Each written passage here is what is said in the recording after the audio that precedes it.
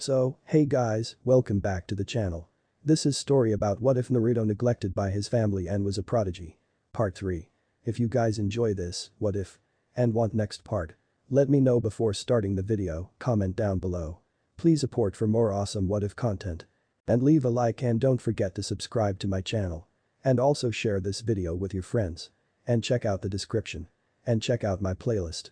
So without wasting time, let's start the video. Chapter 17. Becoming famous. Naruto pushed himself forwards as he ran along the tree branches, with his eyes focused on the route ahead of him. Beside him Anko and Makoto jumped along his right and left, all looking towards the front, keeping their eyes focused and their wits about them. The trio were currently on a scouting mission along the border between Fire Country and Grass Country. They had gotten reports that a missing nin was seen along this route and had been causing trouble to travelers and merchants who were trying to get to Konoha and Iwa for trading purposes.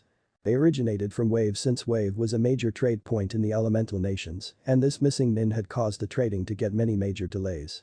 Naruto was sent to investigate alongside Anko and Makoto. Anko since she wanted to get out of the village for a little while with the torture and integration division, taking up a lot of her time.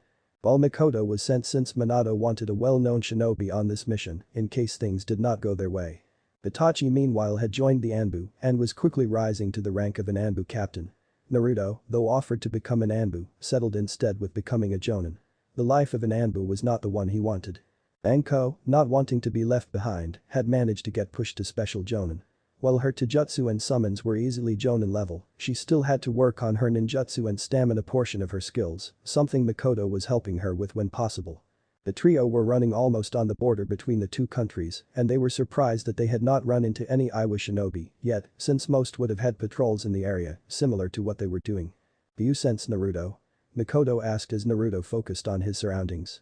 He spread his sensory abilities to 2 miles wide. After a moment of silence he opened them and shook his head. "Nothing so far. In that case it may be best to stop for the night. It is almost sundown and we do not want to be running during the night since our view would be obscured and it will be more dangerous continuing." Naruto and Anko nodded and quickly found a small cave formation a little ways off that would be perfect for a camp setup. It was only about 12 feet long into the mountainside, but it did give them some cover and would likely be the best thing they would find. Makoto had been going on missions more regularly lately since it helped to prove the Uchiha's loyalty to Konoha. When the other clans, shinobi and civilians discovered and were told about the almost rebellion, the Uchiha clan lost a lot of trust and respect. Since then Makoto had become the head of the Uchiha clan and was grooming Itachi to one day take over since he was the eldest child. She was teaching him what he needed to know so that when he took over, he could be an efficient leader and know when to be kind and when to be strict. Something unfortunately Makoto's second son Sasuke seemed to need. When finding out about his father, Sasuke had become a very quiet broody boy who preferred being alone and shot anyone down who wanted to befriend him. A few times Itachi and Makoto had to stop Sasuke from pushing Ria around since he did not want a weak sister. Makoto would quickly discipline her son, which only made him brood more. He made his life goal to defeat his older brother and become the head of the clan. Itachi's only response to that was a flick to the forehead and telling him he would be waiting. It seemed that while Itachi and Ria had taken after Makoto mostly, Sasuke's personality was leaning more towards his father's and his way of thinking. The one clan that thrived off the Uchiha clan essentially being cut in half was the Hyuga clan. Before the Uchiha clan was the most powerful, but now with their numbers halved, the Hyuga clan was now the largest of main clans and as well as the most powerful. That was something the Hyugas obviously knew since some became quite pompous and walked with an air of superiority. But the clan head Hiashi Hyuga quickly stopped that and punished anyone who tried to think that way. The Hyuga clan head may have been strict and most times cold, but he refused to have his clan looked down on because of a few members trying to act better than everyone else. "Naruto, you find us food whilst Anko and I will set up camp. You know what to do if anything goes wrong." Naruto nodded. "Throw a kunai in the air with a flare seal strapped to it." "I got it," he said as Makoto nodded at him and watched him leap into the bushes. With Naruto searched the nearby wooded areas and managed to come across a small river about 8 feet wide and went up to Naruto's knees. He guessed it must have connected to one of the bigger rivers and towards a lake since he found it was teeming with fish. "I was hoping to find a deer or maybe some rabbits, but I guess this will do," he said as went into the river. He closed his eyes and sensed the fish in the water as they gently and quietly swam past him.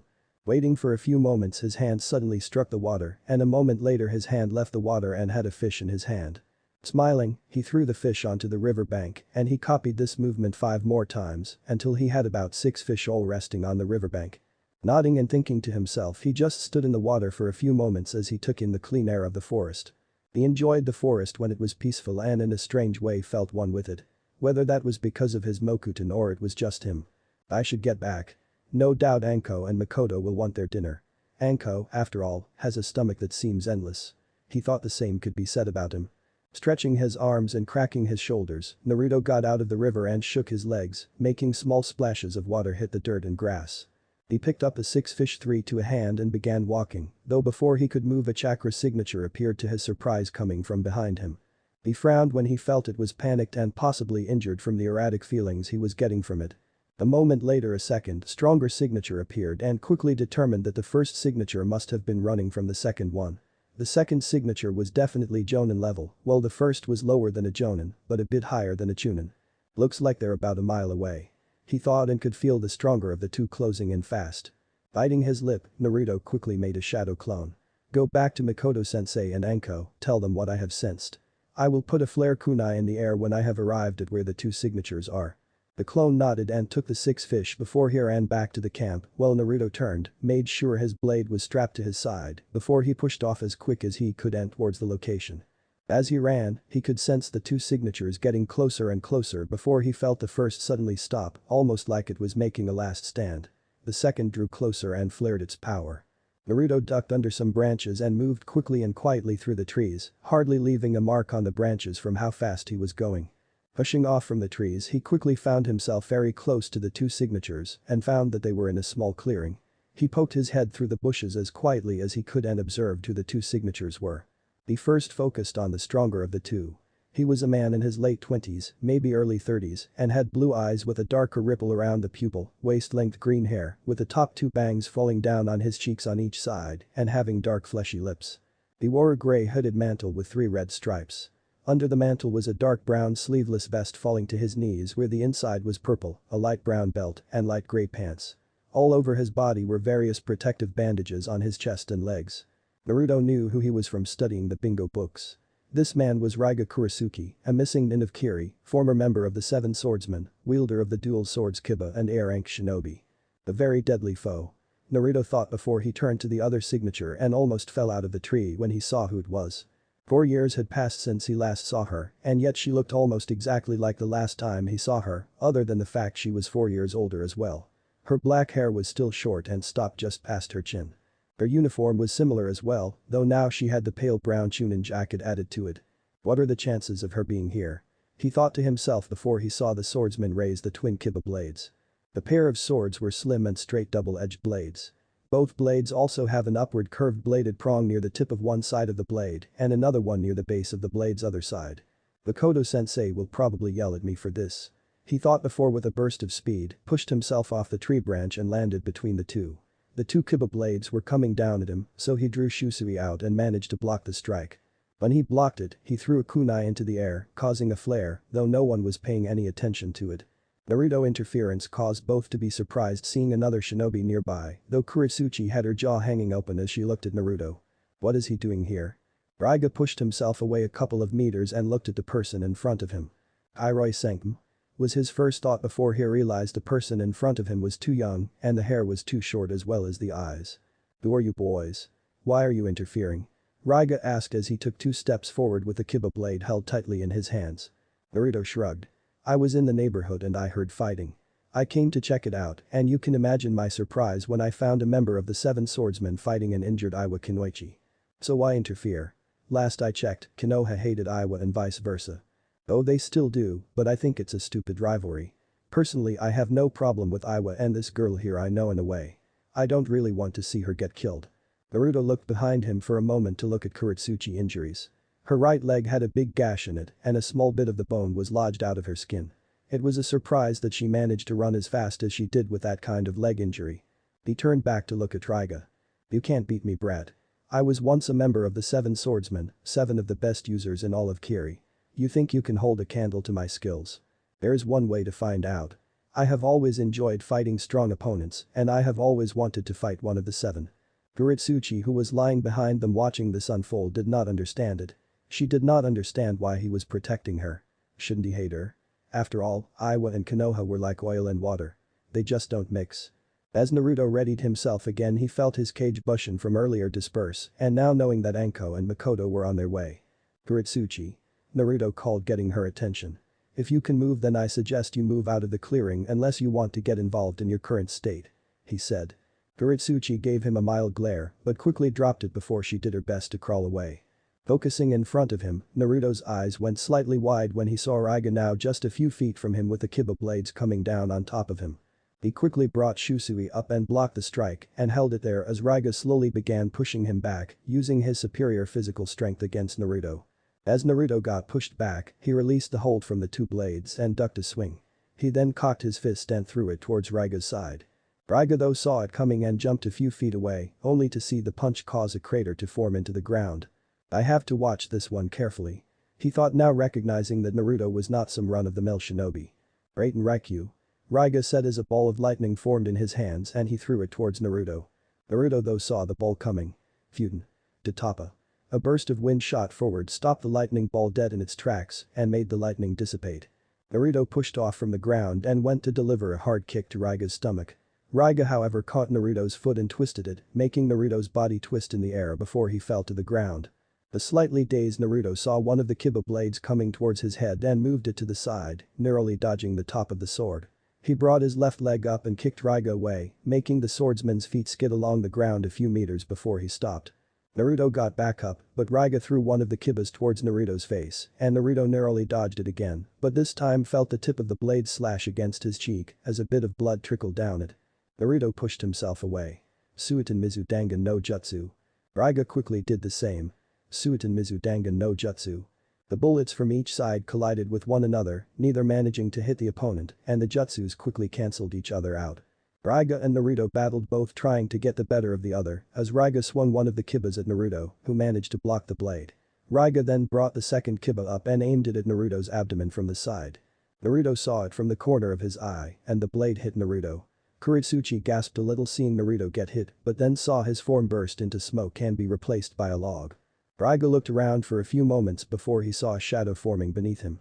He looked up and saw Naruto coming down towards him. Naruto aimed to split Raiga right down the middle, but with his swords in an X shape, Raiga blocked the strike as the two again fought for dominance.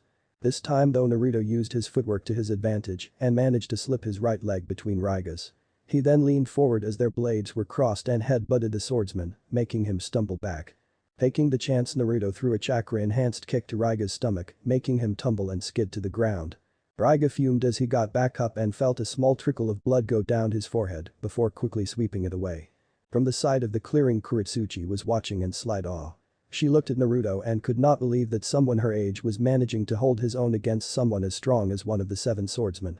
I thought he was strong before, but in the last few years he has not been slacking. I can barely keep up with their movements as they are. Alright brat, you're not bad. I'll give you that, and your sword is a fine blade. But it's time to stop messing around, he said as Naruto watched as Raiga held up his right hand and made a sign.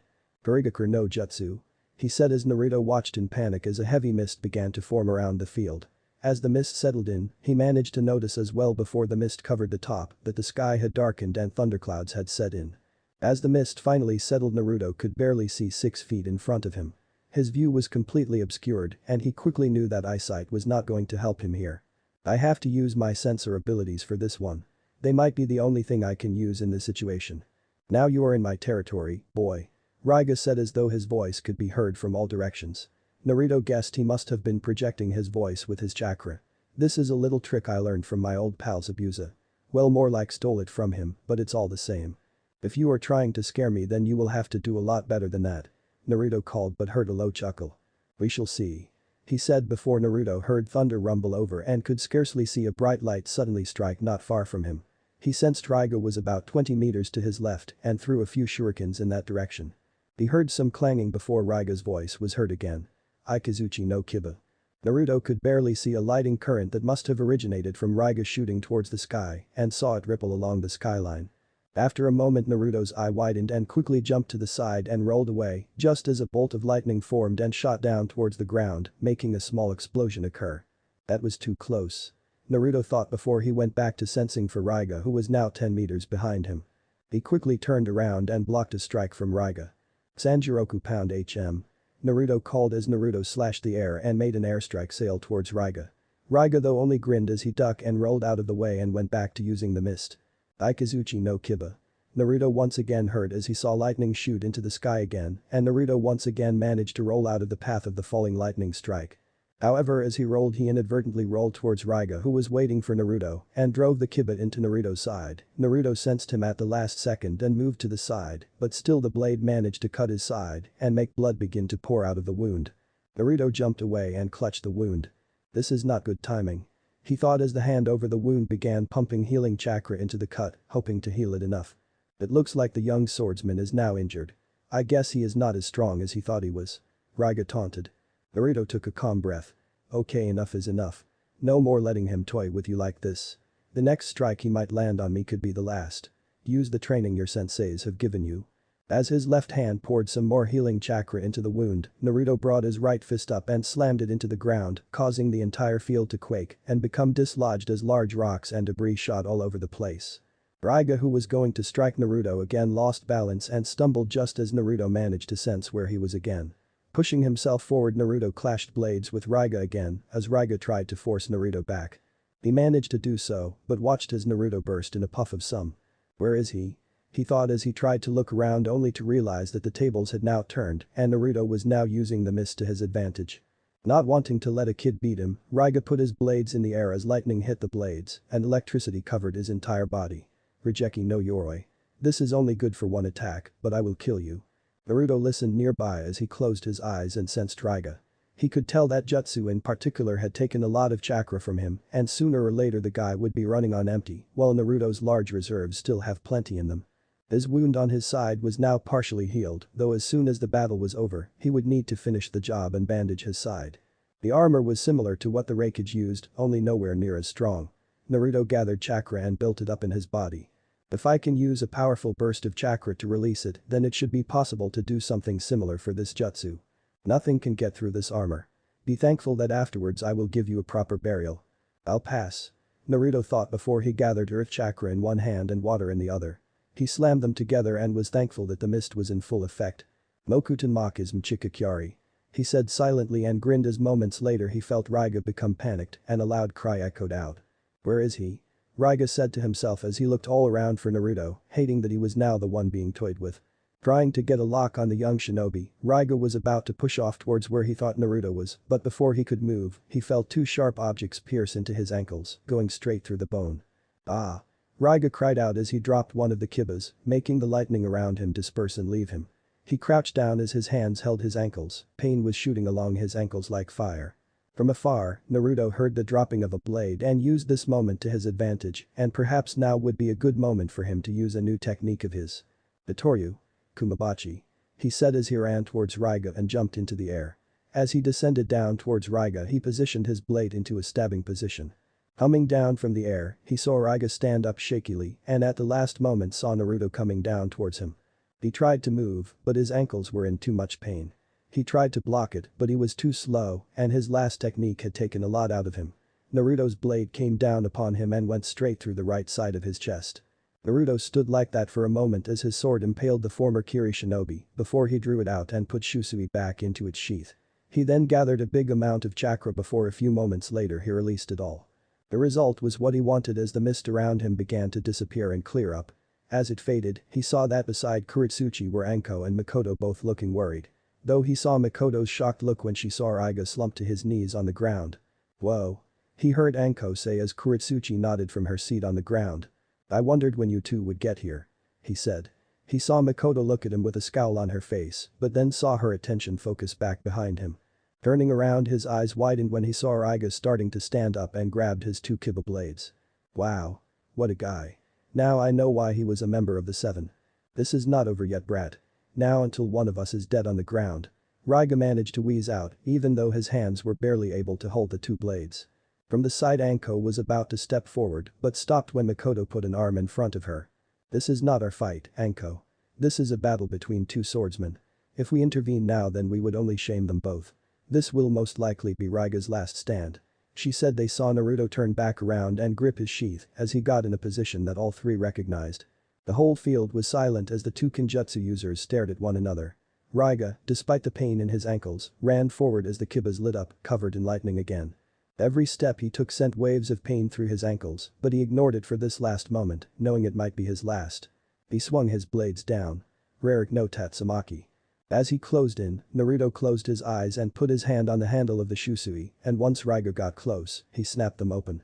Itoryu I. Shishi Sunsen. Naruto disappeared and then reappeared behind Raiga as Raiga stopped dead in his tracks. A small trickle of blood went down his chin before he managed to turn his head towards Naruto and looked at the blonde who now turned his head around to look at Raiga. Why, you are a fine swordsman. I may have started out as your enemy. But now I am glad that I could fall to the sword of one who will become a great swordsman in our world. Naruto said nothing, but nodded as he made the final clink sound as his blade hit the sheath. When it did, blood spurted from Raiga's chest as a long diagonal cut appeared and forced Raiga to the ground. As he hit the ground his eyes closed permanently while Anko, Mikoto and Kurosuchi now had one thing on their mind. Naruto, he just killed a member of the Seven Swordsmen. Naruto looked at his fallen opponent and offered a small prayer as he wished for his opponent a good life in the afterlife before he put his hand over his left shoulder where a long cut now lay. I guess Raiga's last cut did manage to hit its mark, he thought. The wound was not life-threatening or anything, but he knew that it would scar over, and for that he was actually happy. It would be a scar that would serve as a memento from his battle with a member of the Seven Swordsmen and a powerful Kiri shinobi. Silently Mikoto, Anko and Kurosuchi, who was being carried by Anko, reluctantly made their way towards him. They saw his wounds and knew he would need to get them checked over soon, but for the moment let him lament his victory. Well, almost before he felt a whack on the back of his head. Ow, what was that for? He said, looking towards his sensei, who scowled at him. What were you thinking of challenging an A-rank shinobi and member of the Seven Swordsmen to a battle? You could have been killed. But I wasn't. That counts for something, doesn't it? Perhaps, but if it did not go that way, imagine what your family will think when we might have had to take your body back to Konoha. Think about Naruto next time. Is your life worth risking for somebody who is a shinobi from another village? Naruto shrugged. Probably not, but I did so anyway. It would have been wrong of me to have just stood there and let him kill her. I won't let that happen on my watch. Not even if they are from another village. Personally, I don't care about the silly rivalry between our two villages, and I did the right thing. Mikoto and Anko rolled their eyes, but knew Naruto would have intervened any way you look at it. So what exactly do we do with the body? Anko asked as Mikoto looked at Naruto since he was the one who defeated Raiga. I guess I will take it with me back to the Leaf. Raiga had a big bounty on him since he was an A-rank missing nin and member of the Seven Swordsmen. It would be a nice income addition to have. Plus we now have the Kiba blades to deal with. He said as he walked over and went to pick the twin blades up, only for a new presence to appear and land in front of Naruto. The figure was a Kiri hunter nin that wore the Kiri Anbu uniform. He had light blue hair that stuck up straight, and Naruto could sense he was at least Jonin level. On his ears he had talismans hanging from them, and behind his mask, he could sense one of his eyes was different from the rest of him. Mikoto and Anko prepared themselves as Mikoto clutched her tanto in her right hand, while Anko ready to bring out a snake summon. The figure stood in front of Naruto and looked down at the 14-year-old before looking at Raiga and shook his head. What is it you want? Naruto asked as the hunter nin edged a bit forward as Mikoto and Anko took a step forward, while Kurosuchi just watched as she held onto her leg. The Kiba blades. They are property of the village hidden in the mist, and I will be returning them as such. My future Mizukage mate Terumi will need the assistance of those blades. Everyone looked at him in confusion. I thought the Mizukage was the Yagura of the Three Tails. He won't be for long.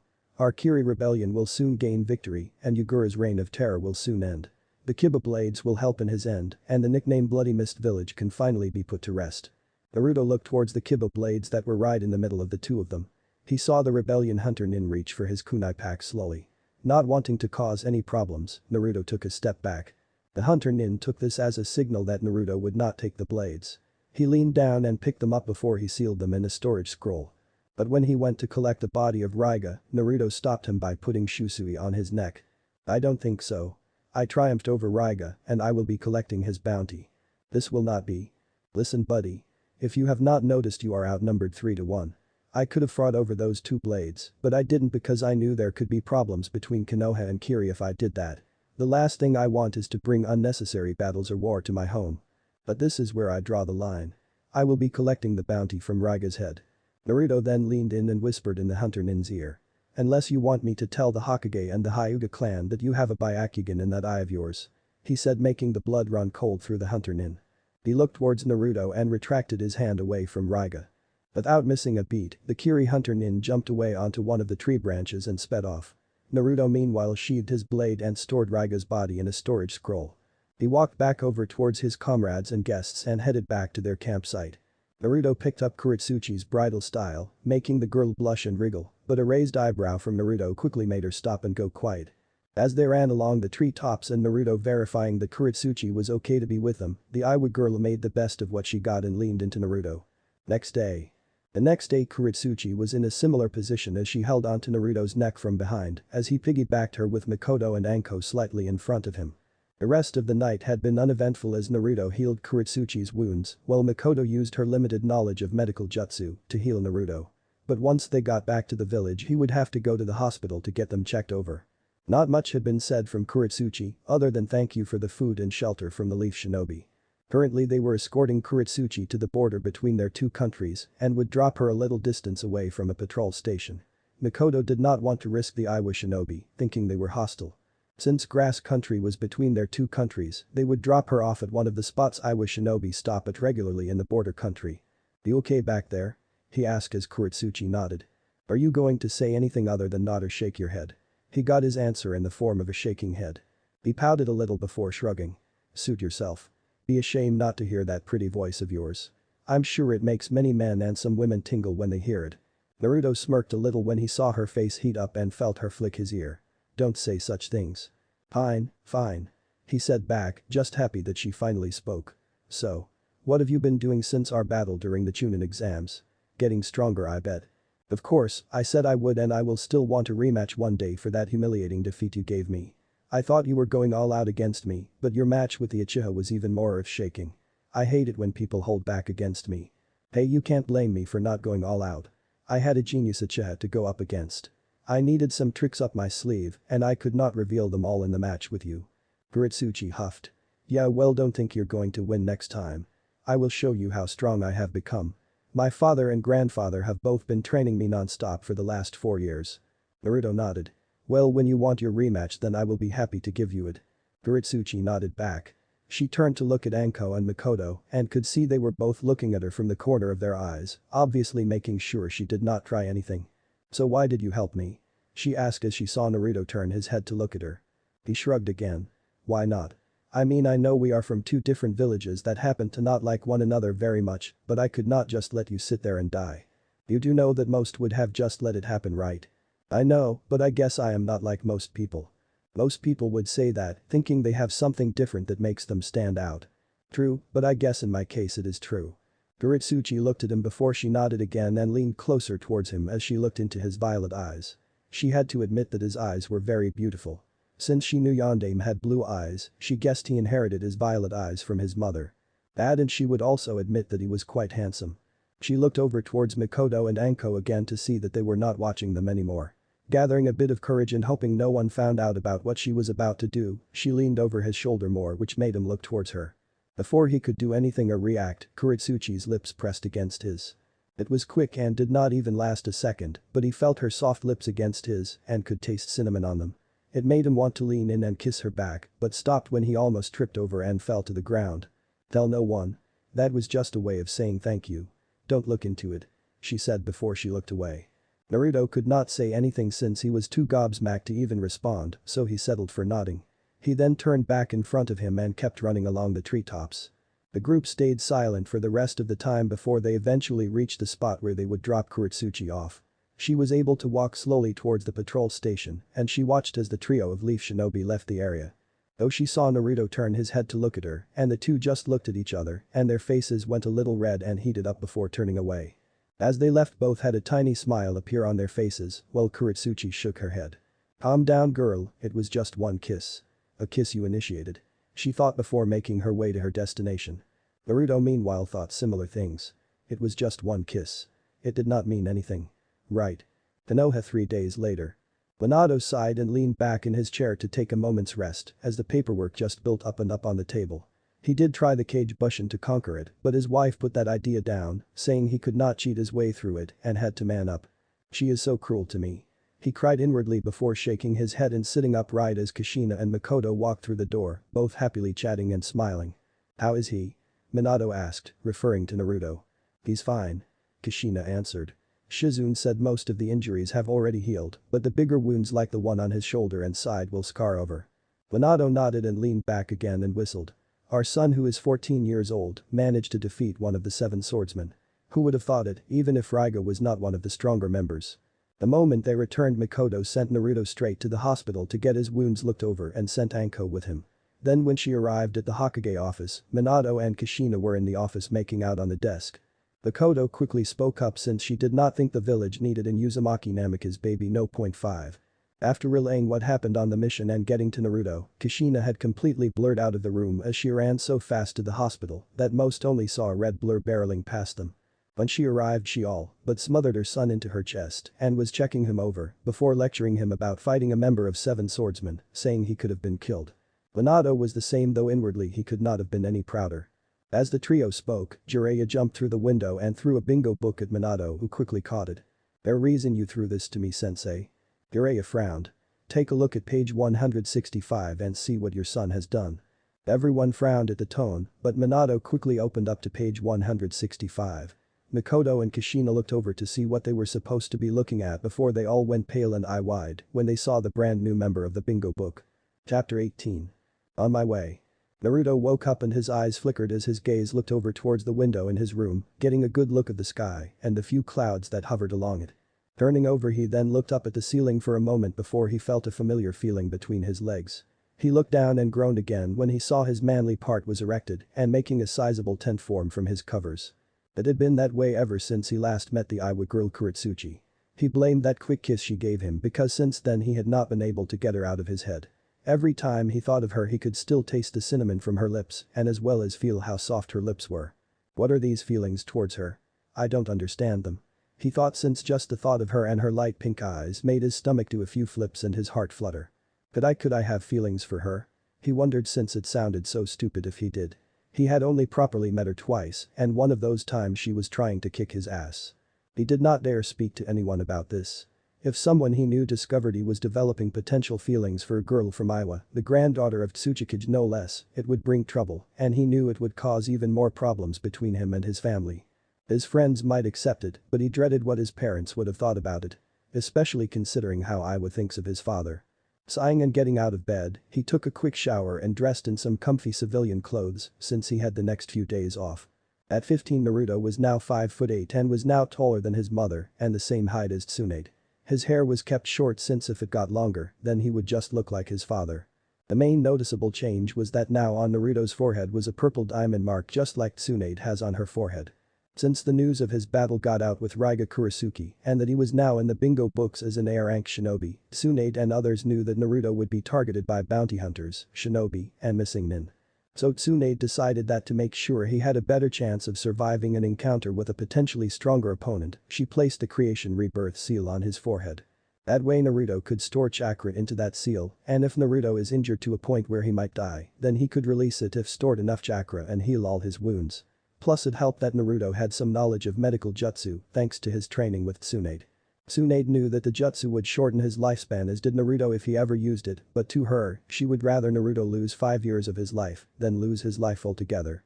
Kushina, Minato, Mikoto and Hiruzen all agreed as well and would give them some relief knowing he had the seal stored on him. Wearing simple black shorts and a dark green shirt, he walked out of his room and saw Anko and Itachi sitting around the table as Itachi ate his cereal while Anko was guzzling down a glass of orange juice. "Morning, sleepyhead," Anko said as Naruto gave her a tired wave and Itachi a slight nod. The Uchiha boy just nodded back before going back to his breakfast. "Busy, I take it?" he asked as he put some toast in the toaster and waited for it to pop up. He saw Itachi dressed in his Anbu uniform while Anko was in her usual shinobi wear and was slipping her sandals underneath the table as she drank. "You know it, got 3 people to torture today. Oh, the blood and the screaming. It just tickles me," she said as she shivered. "You know you're never going to get a boyfriend if you keep scaring people like that," Itachi muttered but felt a swift foot kick him in the shin. Though it hurt, he did not show it and instead just raised an eyebrow at Anko, who was smiling happily at him. "No man could ever handle my desires, my wonderful Uchiha friend," she said, ruffling the top of his head and making his hair go messy. "Besides, as much as I like boys, you know I do like women just as much. So you keep telling us?" Naruto said since Naruto and Itachi discovered that their teammate and friend was bisexual. In all honesty they were not that surprised since Anko always seemed to look at girls behind their chests when they were not looking. Plus it did not bother them since they both knew she had a thing for both sexes very early on and they accepted it easily and quickly. Then I guess I will warn the male and female population of Konoha and warn them Anko is looking for a good rutting. May Kami save them. True, but maybe we could get around again. You did love it when we went to it one time. Anko said, wiggling her eyebrows at Naruto who shook his head. That was something Naruto would never forget since it was only a couple of months ago. Naruto and Anko had been home alone and somehow the topic of sex had come up and how it led to them saying that since they were shinobi, they could die on any mission at any given time. Both mentioned that neither wanted to die a virgin. So after some more talking and the eventual addition of some alcohol, Naruto and Anko lost their virginity to one another. It was not bad, if anything for their first time it was pretty amazing, since Anko did things with her tongue that Naruto did not think was even possible. And Anko loved how rough Naruto could get when they were in the moment along with his stamina. The next day after their night of passion, nothing really changed and they went back to being normal friends. Both were not that bothered by it and were happy that they had sex for the first time with a good friend and someone that they both enjoyed being with. They did not understand why people thought sex would overcomplicate things. Before they were friends and now they were friends who lost their virginity to one another. Nothing more, nothing less. Though they both felt sorry for Itachi when he came out of his room looking dead tired and glaring at them, neither realized he had even come home and must have heard them going at it since Naruto did not put up silent seals around the room. I thought we agreed never to mention that again. Itachi said as the two chuckled before Naruto grabbed his toast and went towards the door as he slipped his sandals on. Where are you headed? Anko asked. Just to the messenger tower. I have not checked it in a week so I thought I would do it now. Can you check mine please? She asked giving him the puppy dog look, making him roll his eyes before nodding. As thanks she blew him a kiss before getting back to her breakfast. Leaving the apartment building Naruto walked at a leisurely pace as he greeted and waved to a few of the civilians and other shinobi. He saw Kurenai and Asuma sitting with one another and talking quietly to each other. When they saw him they gave him a wave hello which he happily gave back. As he walked down the path of the Leaf Village, he stopped at a small cafe he made regular stops to and bought his morning coffee. As he walked out he sensed two small figures barreling towards him from behind. Quickly turning around and opening his arms he held strong as two blonde blurs smashed into him and hugged him close. Naruto Nai. Mito and Ig both called as they smiled up at their big brother who still held them and began walking with the two 10-year-olds, one in each arm. We haven't seen you in ages, Nai-san. Where have you been? Ig asked while Mito was giving him a mixture of a pout and a glare, wanting him to answer quickly. You better answer Nai-san or I'm telling Kachan. Mito piped up, making him roll his eyes.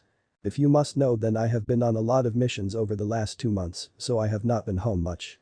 But now I have a few days off which if you want I am sure I can give up to spend the day with you two munchkins and Mina-chan. Besides, why are you two not at the academy at the moment? Last I checked Thursday was a school day. Iruka-sensei was not well and Mizuki-sensei got pulled out to do a mission. So we got the rest of the week off. Ig answered as Naruto nodded. The twins both nodded eagerly as Ig hopped down from his brother's arms and walked beside him while Mito climbed up her brother and got on his shoulders. You comfy up there? He asked as Mito nodded her head before the trio began walking again. They talked and chatted happily as they asked him about what kind of cool missions he had been on lately and if he could teach them some new jutsu. Apparently they were getting bored in their class since Iruka just babbled a lot and lectured too much. Though they did train from time to time with their parents, Kakashi and Jiraiya, it was only light training and nothing cool in their own opinions. Naruto made it fun when he showed them a thing or two and would turn it into a game. They eventually arrived at the messenger tower and when they got to the top, the twins went straight to petting the various birds that were kept up there and fed them little treats. Naruto smiled at them as he collected his and Anko's messages. He put Anko's away into his back pocket and took a quick look at his own. It was only 2 pieces, one of which was from a weapons dealer from Iron Country, since he liked being kept up to date about the latest chakra metal weapons they developed over there. He then looked at the second message and immediately he turned serious since on the front of the letter was the royal emblem for the fire daimyo. The fire emblem was not difficult to recognize and he knew if he was getting some kind of message from the royalty of Fire Country then it must have been extremely important. Opening it, he quickly began reading it. As he did the twins looked over and saw Naruto's face look gobsmacked and suddenly have the need to sit down. Both went over to try and look at what the parchment said but Naruto kept it close so that no one else could read it. The twins then resorted to climbing on his shoulder with their curiosity growing, but Naruto then stood up making them fall on their butts. Oni-chan, what does it say? Mito whined while Ig pouted, both hating being kept out of the loop. Naruto looked at it again for a few moments before looking at the twins. It is nothing to concern yourselves over. Do you know the way back home? They both nodded yes but still looked confused. But you should both go home. I need to go get some advice about something. I will see you both later. He said, patting them both on the head before he took off quickly. Both the twins watched him go. Oni-chan is so weird sometimes. Ig said as Mito nodded in agreement. But Naruto ran across the rooftops as quickly as he could before he landed in front of the Uchiha clan compound and quickly ran forward. He gave a quick wave or nod to the Uchiha members that knew him before he arrived at the main manor house. Approaching it he saw Makoto sitting on a porch reading while Ria was by her feet coloring a picture. Makoto looked up and smiled when she saw her student coming towards her and placed her book down. Hello Naruto-kun, this is a nice surprise. I was not expecting a visit today. She said happily but looked at him in concern when she saw his serious but nervous look on his face. She quickly sent Ria inside as Naruto took a seat next to her and showed her the letter that was in his hand. Her eyes went slightly wide when she saw the Fire Country emblem and already had an idea of what it might be. She scanned the contents of it as Naruto sat quietly beside her. Since Makoto was one of only 2 people he knew about that could relate to this, he valued her opinion highly in this regard. After a minute Makoto looked up at him looking both stunned and immensely proud.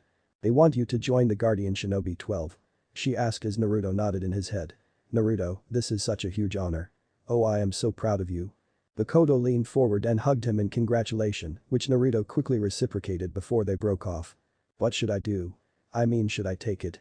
I don't see why you shouldn't be honest with Naruto. It's such an honor to be asked to join, and very few people ever get asked. They only ask those that the royal family recognize as the best or will one day become the best. The fact that you have been asked means that they recognize you as someone who has and will go on to do great things. I guess. Naruto answered looking down at the letter. Plus it says they just want me there for 3 years, possibly longer if I choose to stay on longer. I will be back by the time I'm 18. Then why are you doubting it? Makoto asked her student. Naruto was quiet for a moment before answering. My life is here in Konoha, my family, my friends, my colleagues, not seeing them for 3 years kind of scares me a little.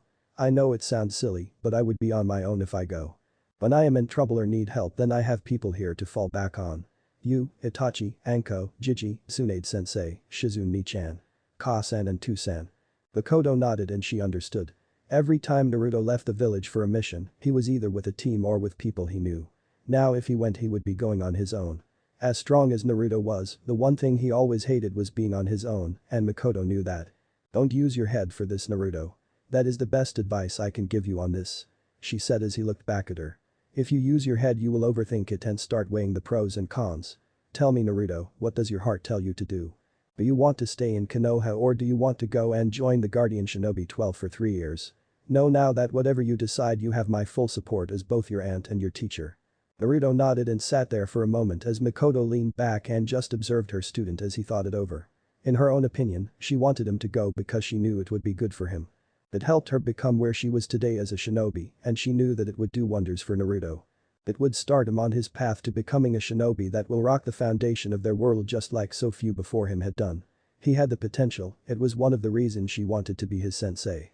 So she could say that he was her student and that she helped turn him into the great man she knew he would become. 10 minutes passed as the silence between the two was uncomfortable as Makoto waited for his answer. Then just as she sat forward, Naruto turned to look at her and gave her a small smile. I think I want to join the Guardian 12. Makoto had a look of pure happiness and from her eyes you knew she was proud. Then you have your answer and I think you have made the right one. This is an offer that will only come to you once in your lifetime. So many before you have turned it down like your parents for example, Kakashi, Jiraiya and Tsunade as well and I always think they made the wrong choice. Leaving the village and joining the Guardians 12 for 3 years when I was 17 was one of the best decisions I made because it helped me grow as both a person and as a shinobi. I know it will work for you as well. Naruto leaned over and placed his head on his teacher aunt's shoulder as she patted his head. Thank you Makoto-sensei. You're welcome Naruto. That's what I'm here for. Later that day. After his talk with Makoto, Naruto then went to Asuma since Asuma returned from being a member of the Guardian 12 2 years ago and Naruto could see how much Asuma had both matured and how much stronger he had become. He was now one of the strongest jonin in the village. Speaking with Asuma, the son of the Sandaime Hokage, congratulated Naruto on being asked and spoke with him for about an hour as he told him his time in the group and how it was 3 of his best years as a shinobi. He wished Naruto luck and told Naruto that he had made the right choice. Now Naruto had another job to do. Tell his family. Thankfully it was easy to do since his family were all having dinner at the Namikaze household. He told Itachi and Anko earlier that day and the two had both congratulated him and wished him the best of luck. He had their blessings which was a relief since he did not want his 2 best friends thinking he was just up and leaving them. He was sitting beside Shizune as his family were all around the table. His mother had Igi and Mina next to her on her right and Tsunade next to her on her left. His father was at the head of the table while he was sitting right at the end with Jiraiya, Shizune and Mito sitting to his left. Hiruzen meanwhile was at the opposite side of the table. Kakashi had also been invited but he was 2 hours late so they started without him. Minato was conversing with Jiraiya about trivial things while Kushina was speaking with Tsunade and Shizune. Igi and Mina were talking to Hiruzen who was telling them old stories about his time as a Gainage. "Oni-chan, are you okay? You are being really quiet," Mito asked as Naruto nodded. "I'm fine, Mito-chan. I just have a bit on my mind, that's all." "Is it about that letter you got today?" she asked thought and said it a little loudly since everyone around the table headed and looked towards Naruto. "Letter? What letter is she talking about, Naruto?" Kushina asked as she leaned forwards, looking a little curious and worried. Naruto looked around to see all eyes were on him. He sighed a little and stood up. He reached into his pocket and took the letter out. When everyone saw the royal family fire emblem they looked a little surprised and already had potential outcomes going through their head. He leaned over and handed it to his father. Minato took it and began reading it over to himself for a moment before he looked at Naruto in surprise. "They want me to join the Guardian Shinobi 12 and I have decided that I want to go." No one said a word as they let the information sink in. He was not surprised when the first voice he heard was his mother. No, absolutely not. "You are not leaving the village for 3 years to be some pompous man's bodyguard," she said with her voice raised high. "Naruto, this is a great honor. Well done." Shizune said as she hugged him just like Makoto did earlier. "It is quite an honor to be asked to join the Guardian 12, Naruto. I know Asuma speaks very highly of the group and that it helped him grow as a person and as a shinobi. Yeah, I ran in by Asuma-san and Makoto-sensei earlier to get their opinion on this since they are former members of the 12. You told Makoto before you told me? Before you told your family?" Kushina said not looking at all pleased. "Of course I did. She is a former member of the 12 and she is my sensei. Who better to ask for advice on this?" "I don't think that would be wise."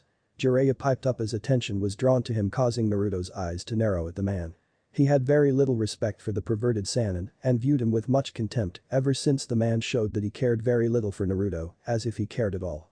Minato and Kushina have many enemies and Naruto being out of the village for 3 years would be a bad idea. We don't need any unneeded attention from a 15-year-old trying to make a name for himself. Your family should come first in this and not your own selfish desires, Naruto," Jiraiya said as Naruto and a few others frowned at how he put it. "The fuck's his problem? He should be pleased that I am out of his hair or not even really care." Naruto thought about looking at the toad Sannin. "Yes, well too bad it's not up to you, you old pervert," Naruto said as Jiraiya scowled. "I have already chosen what I will do and I want to join for the 3-year contract. Makoto-sensei, Asuma-san, Itachi and Anko have all given me their blessing and told me I should take the offer while I can." The adults all looked thoughtful while his siblings looked sad at the thought of him leaving for so long. Mina especially was barely holding her tears at bay. "Well, I see no problem with it. I think it would be a great experience for Naruto." Tsunade spoke. "I know I turned it down as did many of us here, but that does not mean Naruto should have to. If he wants to join and protect the Fire Daimyo for 3 years, then he has my blessing to do so." She then smiled at her student, making him smile back at her. "You already know my answer," Shizune said, ruffling his hair, making him put a little before smiling again. "And you already know mine." Jiraiya spoke without bothering to look up from his dinner. "And you know mine. I don't want him spending 3 years out of the village allowing Kami to know who to try and hurt him." Kushina spoke firmly, making sure everyone, especially Naruto, knew what she thought about this. Naruto then turned to Hiruzen who had a contemplative look on his face. After a moment of silence, he took out a small piece of paper, wrote something on it, and handed it to Naruto. Naruto then looked it over. "Who is the king of the Hidden Leaf Village?" It was a question that he had asked Asuma before he left for the Guardian 12 and a question Asuma had failed in answering. Now he wondered if Naruto would fall for the same answer or give the correct one. Naruto looked it over before he wrote his own answer down and gave it back to Hiruzen who looked it over. Everyone else was looking in curiosity to what was being messaged between the two. The children and the next generation of shinobi of the Leaf Village.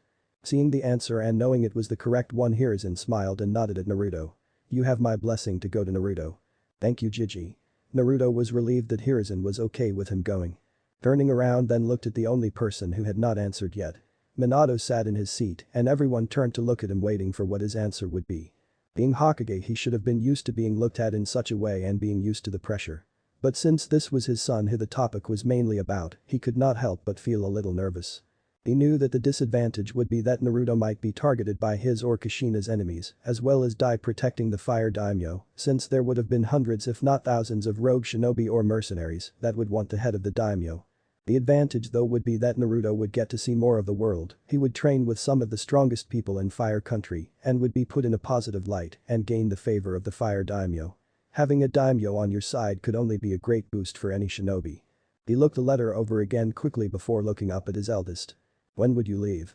It has no specific date but would like an answer ASAP. I don't think the fire daimyo is one to wait for. He said after meeting the fire daimyo himself he knew the man could be a little impatient but overall was a pretty decent guy. He was a man that was worth protecting. I am thinking about 2 days' time. I have already sent a return letter saying I would join. They will probably be expecting me to arrive by sometime next week. Minato nodded and sighed. He scratched his head before answering. I guess your mind is already pretty made up then, isn't it? He asked as Naruto nodded as he confirmed the statement. If it's what you want then I will not stand in the way. He said, giving his son a small smile and was happy when Naruto returned one. Though by the look on his wife's face, she most likely was not happy with it still and would be giving him an earful later that night. As everyone slowly began to talk and discuss again, Naruto noticed the chair where his baby sister Mina had been sitting was now empty. He could hear tiny footsteps making their way upstairs before he sighed and stood up. If you could excuse me for a moment. He said as everyone now noticed that Mina had snuck off at some point and guessed Naruto was going to go talk to her. Mina's room. Naruto walked up the stairs and walked towards Mina's room. On the door it had Mina's name written in pink and had little stars and glitter decorating it. He smiled because it just showed how innocent Mina really was. As he knocked on the door, he could hear soft crying and sobbing coming from inside. Mina-chan. Can I come in? He didn't get a reply and only heard more sobbing. Turning the handle gently he opened the door and stepped inside. Looking over towards his sister's bed, he felt his heart ache when he saw his little sister curled up in a ball as tears ran down her cheeks and her face looking red and puffy. Mina-chan.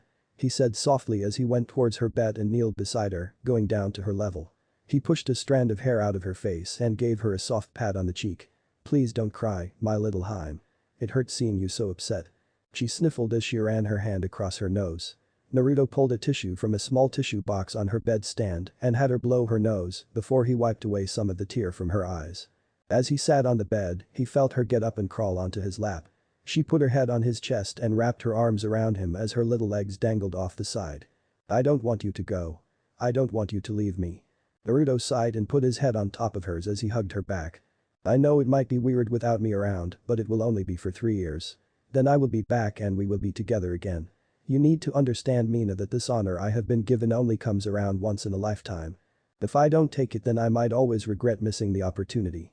She sniffled again, but he felt her nod her head. Besides, you know I would never leave you anyway. I'm always with you even when you don't realize. She turned her head to look up at him with a confused look on his face. He just smiled as he nuzzled his nose against hers, making her smile and giggle a little. I'm always right here. He said, tapping her chest with his fingers. Just like you will always have a very special place in mine, a special spot that no one will ever take. Mina tapped his chest like he did to hers as Naruto nodded. You want to know a little secret about Mina-chan? He whispered into her ear. Mina nodded her head eagerly, wanting to know the secret. Out of all the people that I care about in the world, you are the person I love and care about the most. But don't let Ka-san or Mito-chan find out or they might get jealous. He whispered in a hushed tone, making Mina giggled again before she leaned up and gave him a big kiss on his cheek before she just sat with her big brother and enjoyed his warm cuddles. Naruto sat there hugging his baby sister and he could not begin to realize how much he was going to miss not only her but Mito and Ig as well. Hey now. He said, getting her attention again. How about tomorrow just you, Mito and Ig spend the day together? It will just be the 4 of us and we can have a day of fun. We can all go to the park together, go up to the Hokage monument and have some Ichiraku's ramen for lunch. Would that be nice? Mina's eyes gleamed happily and quickly nodded her head, showing she liked the idea before the two decided to go back downstairs and enjoy their dessert. Next evening. Kushina took a heavy breath as she combed her hair in the mirror in her room as she wore her light purple nightgown getting ready for bed. She was not ready to see her eldest son leave tomorrow, not one bit, but she had eventually relented after she and Minato had spent a good 2 hours during the night talking about it, with Minato finally convincing her. The main convincing part was how he described Naruto's feelings towards them both. After discovering how they unknowingly treated him for 5 years, Naruto was very distant and sometimes cold towards them. Not outright, but he was rarely in the same room as them. Now though some of that trust had begun coming back, and Minato said he had noticed that Naruto was talking to them a bit more than he used to, and he smiled more around them. It showed that things between the son and parents were slowly being rebuilt at a good steady pace, which is what both parties wanted. Realizing that, it helped her see that Naruto was not a baby or a little boy anymore. He was a young adult and a shinobi of Konoha. One that could hold his own and protect himself when it came. He was a smart boy and he knew when things got too bad and when to bail. So eventually she gave him her blessing. "Are you coming to bed, Kushi-chan?" Minato asked as he put a book to the side and got ready to go to sleep. "I will in just a moment. I just want to check that the kids are okay," she said standing up as Minato nodded. Walking out of her room and into the hallway, she first stopped at Mina's room and peered in. However, she saw that Mina was not in her room. A brief bit of panic hit her as she went to look into Naruto's old room, since the twins and Mina convinced him to stay with them for his last 2 days, something Kushina was so happy with. Looking in once again, she saw her children were not in the room. Now even more panicked, she almost ran over to the twins' room. She opened the door and was about to go in, but stopped herself when she saw what, or better yet, who was in there. The 2 beds that the twins slept in had been pushed together to make a bigger bed, and in this new bed were all 4 of her children. Naruto was lying in the middle and had Mina fast asleep on top of his chest as her little head lay in the crook of his neck. Ig and Mito had stationed themselves on his side and cuddled into him. Over them were Naruto's arms, which kept them secure against him. Kushina had to bring her hand up to her mouth to stop little sobs from coming out. The scene in front of her was nothing more than perfection. The 4 people that she had carried, birthed and loved more than life itself all together in a peaceful sleep. "I don't think I have seen them all together like that since they were little," Minato said, appearing behind her and wrapping his arms around her. Kushina leaned into her husband as they looked at their children happily. "It will be strange with Naruto gone for 3 years. I don't like the thought of one of my babies being so far away from me, but I can't keep babying them all forever. I have to let go eventually." Minato nodded silently as they just stood there for a moment looking at their children. At the same time, they both noticed that there was a bit of space on the bed where Ig was laying. Minato saw Kushina look at her children with pure unconditional love. He kissed her head. "Stay with them for tonight," he said as she looked at him. "There is room for 1 more on the bed and I know you want to stay with them. Stay with our children tonight and I will see you in the morning," he said. Kushina looked at Minato and smiled at him. She gave him a kiss on the lips before they broke apart. "Thank you," she said as Minato nodded at her before quietly going back to their room. Closing the door behind her, Kushina walked towards the bed and quietly tucked into the bed and laid on her side. She wrapped her arms around Ig and felt her youngest son lean into her as she kissed his head. She saw Naruto's hand just beside her and gently held his hand into hers. She felt him squeeze back slightly and not rejected, making her happy.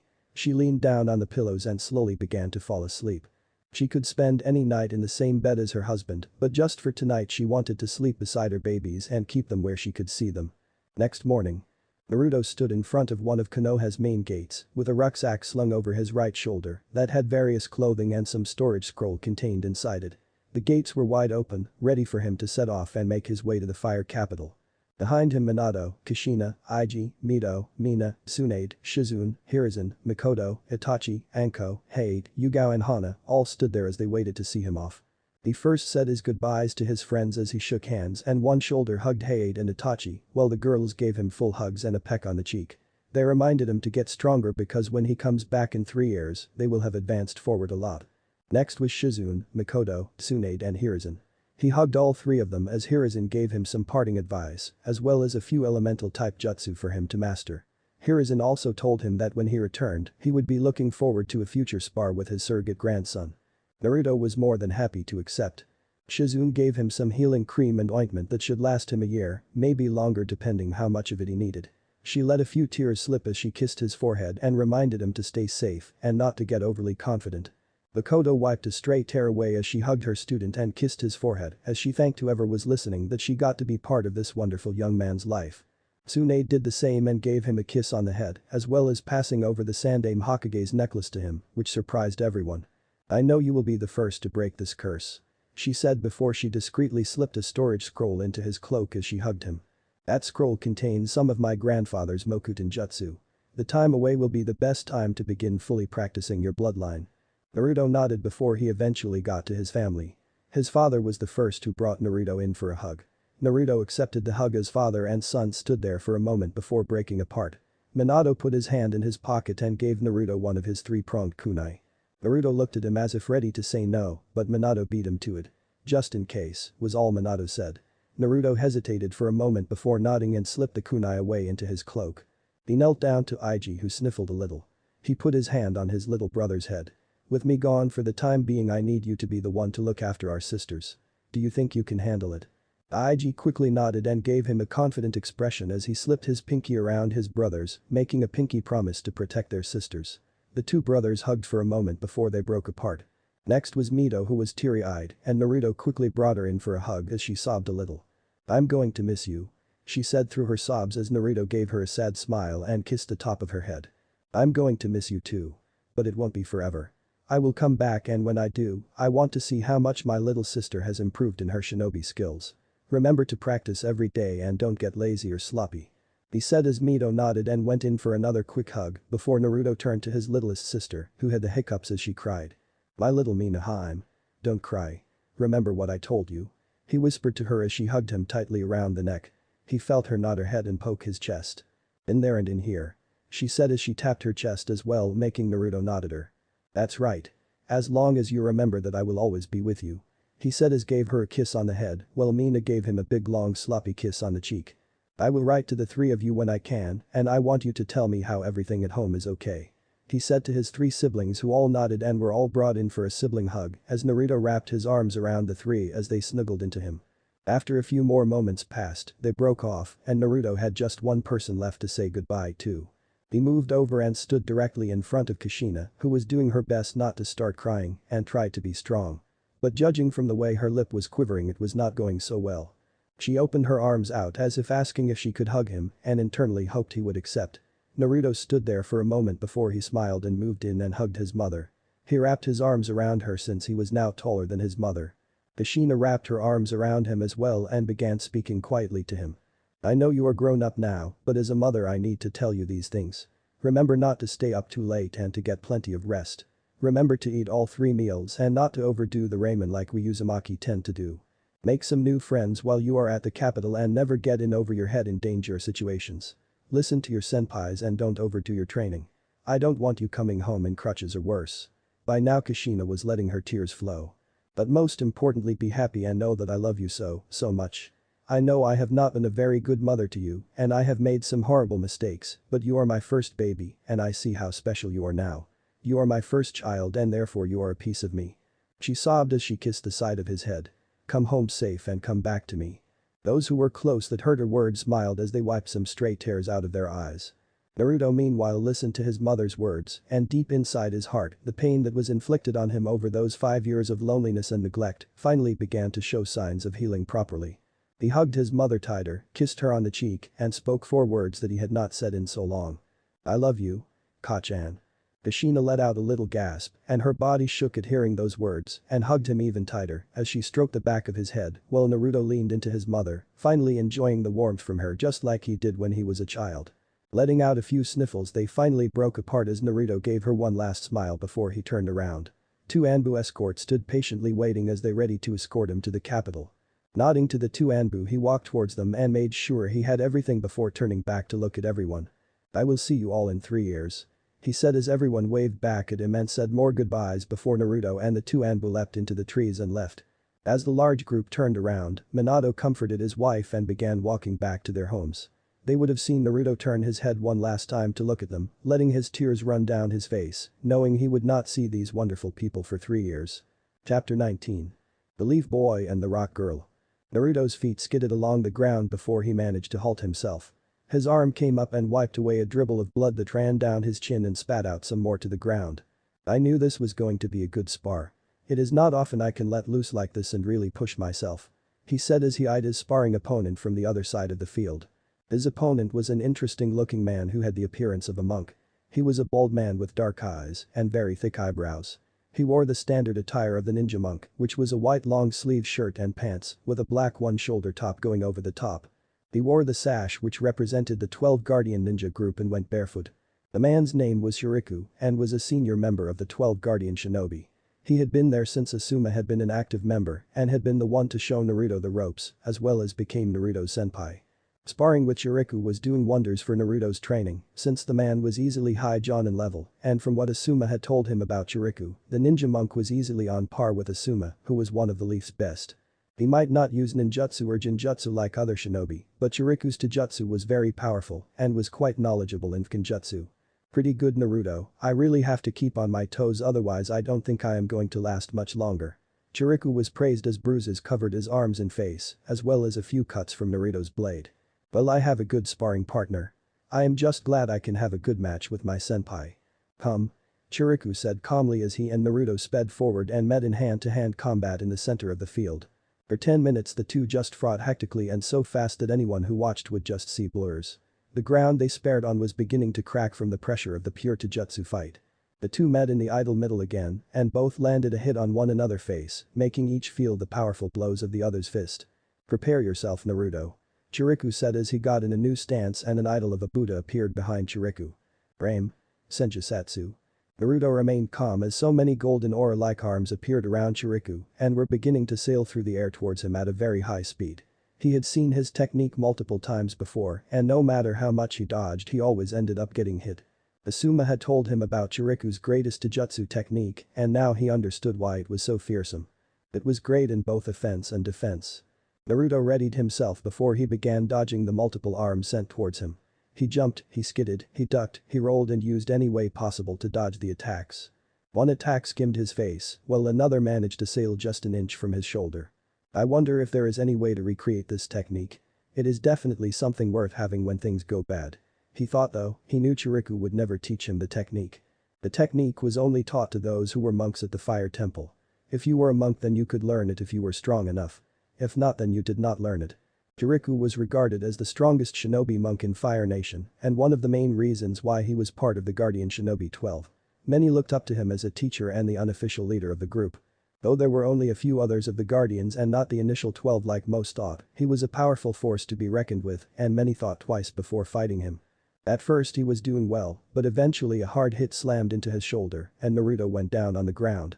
As he did the other arm slammed into him making a dust cloud from their impacts. Not bad senpai, though you will have to do better than that. You will have to try better, young comrade. Shuriku said with an uncommon grin on his face as his leg swept Naruto from underneath him and drove him to the ground.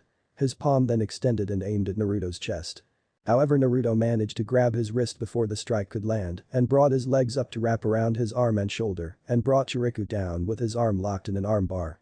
Shuriku tried to wriggle out of it but found Naruto's grip was solid and his arm would not be going anywhere. He began to feel pressure and pain engulf his arm before he eventually realized he was beaten. He tapped his hand on the ground which Naruto saw and let him go. Naruto stood up with a happy grin on his face as he put a hand out to Shuriku who happily accepted the gesture. I believe that is now 14 victories for me and 12 for you. For now, but experience has its rewards. Shuriku answered before the two began to make their way back to the compound they stayed in before heading to the temple. The other members of the Guardians were watching over the fire daimyo, so Naruto and Shuriku took the time to spar and refine their skills. They had a rotor to know who would protect the daimyo at specific times and when they all needed to be there. The only times they all were required was during meeting with clients and other important people that did not come from Fire Nation. As the two returned to their room and changed, a messenger arrived at their compound and reported they were to go directly to the throne room as the fire daimyo wished to speak with them both. After giving their answers both hurried to change and look presentable to the fire daimyo. Since Naruto finished with 10 minutes to spare he sat down at a desk in his room and began writing a letter to Mito. Since he joined a year ago he messaged Mina once a month updating her and everyone else on how he was and that he missed them and hoped to see them soon. Mito was jealous of all the cool things her big brother was doing and made sure he knew it. In return Mito would write back telling him what had been going on in the Leaf Village, how the family was and how the twins were doing in the academy. He laughed since it was always the same answer. It was boring and they wanted to fall asleep, which apparently the Nara boy was doing. When he was updated on his two best friends he was happy to find out that Anko had been promoted to full-time Jonin while Itachi became an Anbu captain. No surprise there since Itachi was quickly becoming one of the strongest in the village and one of the best shinobi they had ever had. Mina would also write back comments or reply from his parents, namely his mother. Kushina wanted him to know how much she missed him and that she was praying every night that he would come home safe and sound. His father just spoke about how proud of him he was and that he looked forward to the day he returned home. Finishing his letter and attaching the sealed note on the back of a messenger hawk, he opened his window and let the hawk fly to Konoha, where he would probably get a reply by the end of the week. Wearing his shinobi gear, which was a simple grey shirt with black shinobi pants and sandals with his Guardian 12 sash currently around his waist, he left his room and made his way to the throne room. Throne room. Entering the throne room, Naruto saw the 7 other companions already standing in a line, none saying a word as they waited for the arrival of the fire daimyo. They were currently looking to fill the other 4 spots on the Guardian Force, but so far had come up short. He knew they sent many to Konoha, but those from Konoha almost always turned it down. Naruto could not fathom why people would turn up such a chance, and like Mikoto and Asuma had told him, it was a once-in-a-lifetime opportunity. The throne room was the definition of grand and fancy. Its walls and floors were pure white and made of marble with multiple tapestries all hanging around the room, all so beautifully made it was like the pictures were alive. At the end of the room were 4 white pillars, 2 to a side next to a golden red throne with 4 steps that led up to it. Behind that was a giant symbol of the fire kanji. He got in line and nodded to his other members who all nodded back before waiting patiently for the daimyo. They did not have to wait long as 5 minutes later the giant doors to the left of them opened up and the fire daimyo walked in with a few guards around him and took to his seat while his guards stood at the side of the steps. He was a thin man with a gaunt-looking face and beady black eyes. He was quite tall and had slightly tanned skin though much lighter than Naruto and his family. He had bony cheekbones and wore his traditional royal clothing and headpiece. While Naruto thought the man was a very fickle and indecisive man who could be swayed very easily, he was not as stuck-up and pompous as Naruto had once believed or how his mother described him. He was actually a pretty nice person and had taken a shine to Naruto since the daimyo was fully aware of parentage and personally wanted him to be one of his guards for a time. The room was silent as the daimyo slowly fanned himself with a small fan he always carried. His family was probably elsewhere around the palace while his wife was most likely chasing around that demon cat of her Tora. That stupid feline gave every shinobi in Konoha the shivers. Afternoon everyone and thank you for coming. The daimyo said as the guardians all bowed. Aye daimyo-sama, they all said in unison before they stood back up to listen to the announcement that the daimyo had for them. In 1 week the Earth Daimyo of Earth Country will be making his way to my palace for a meeting of a possible alliance between Fire Country and Earth Country. It is to help set up some trade routes and to see if we can calm the tension between our respective shinobi villages. The guardians all nodded before the daimyo continued. The Earth Daimyo will be coming with a guard of Iwa shinobi that I have been told will be led by the Tsuchikage's son Katsuchi. I also hear his granddaughter will be coming as well. Now since I know the relationship between Iwa and Konoha, I expect all of you to be on your best behavior and anything less than that will not be tolerated. You are here to protect me from those that wish to harm my family and myself. Again they all nodded while Naruto felt his stomach suddenly become a little uneasy and nervous after hearing that Kurosuchi would be coming again. He did not think he would ever see her again and if they did then it would be in battle. His feelings towards her if anything had gotten stronger and he was still trying to figure them out, no other girl he thought about made him feel this way. In the back of his mind he wondered if she felt anything for him after their brief kiss, though he kind of doubted it. My full family will be here to welcome the Earth Daimyo into our home and our meeting will occur during the next 3 days. I will want 4 of you to watch me during these meetings, whilst the other 4 of you will watch over my family. Is that clear? He asked to scan the face of his guardians. Hi daimyo-sama. They repeated again as the daimyo nodded. Good, very good, their shinobi will be housed in the quarters around the Earth Daimyo, so be warned not to start or try anything with them and do not cause any unnecessary trouble. The guardians all nodded and began to walk away. Naruto, a moment please, the fire daimyo called as Naruto stayed behind as the rest left. As the doors closed only Naruto and the fire daimyo with his samurai-like guards remained. Tell me Naruto, will the Iwa shinobi be causing a problem for you given the distrust your parents have for them as well as the hatred Iwa shinobis are noted for having for your father? Naruto was surprised the daimyo asked but quickly shook his head. No daimyo-sama, it will not cause a problem. I have personally had no problem with Iwa shinobi, so as long as they do not start any trouble with me, then nothing will happen between them and me.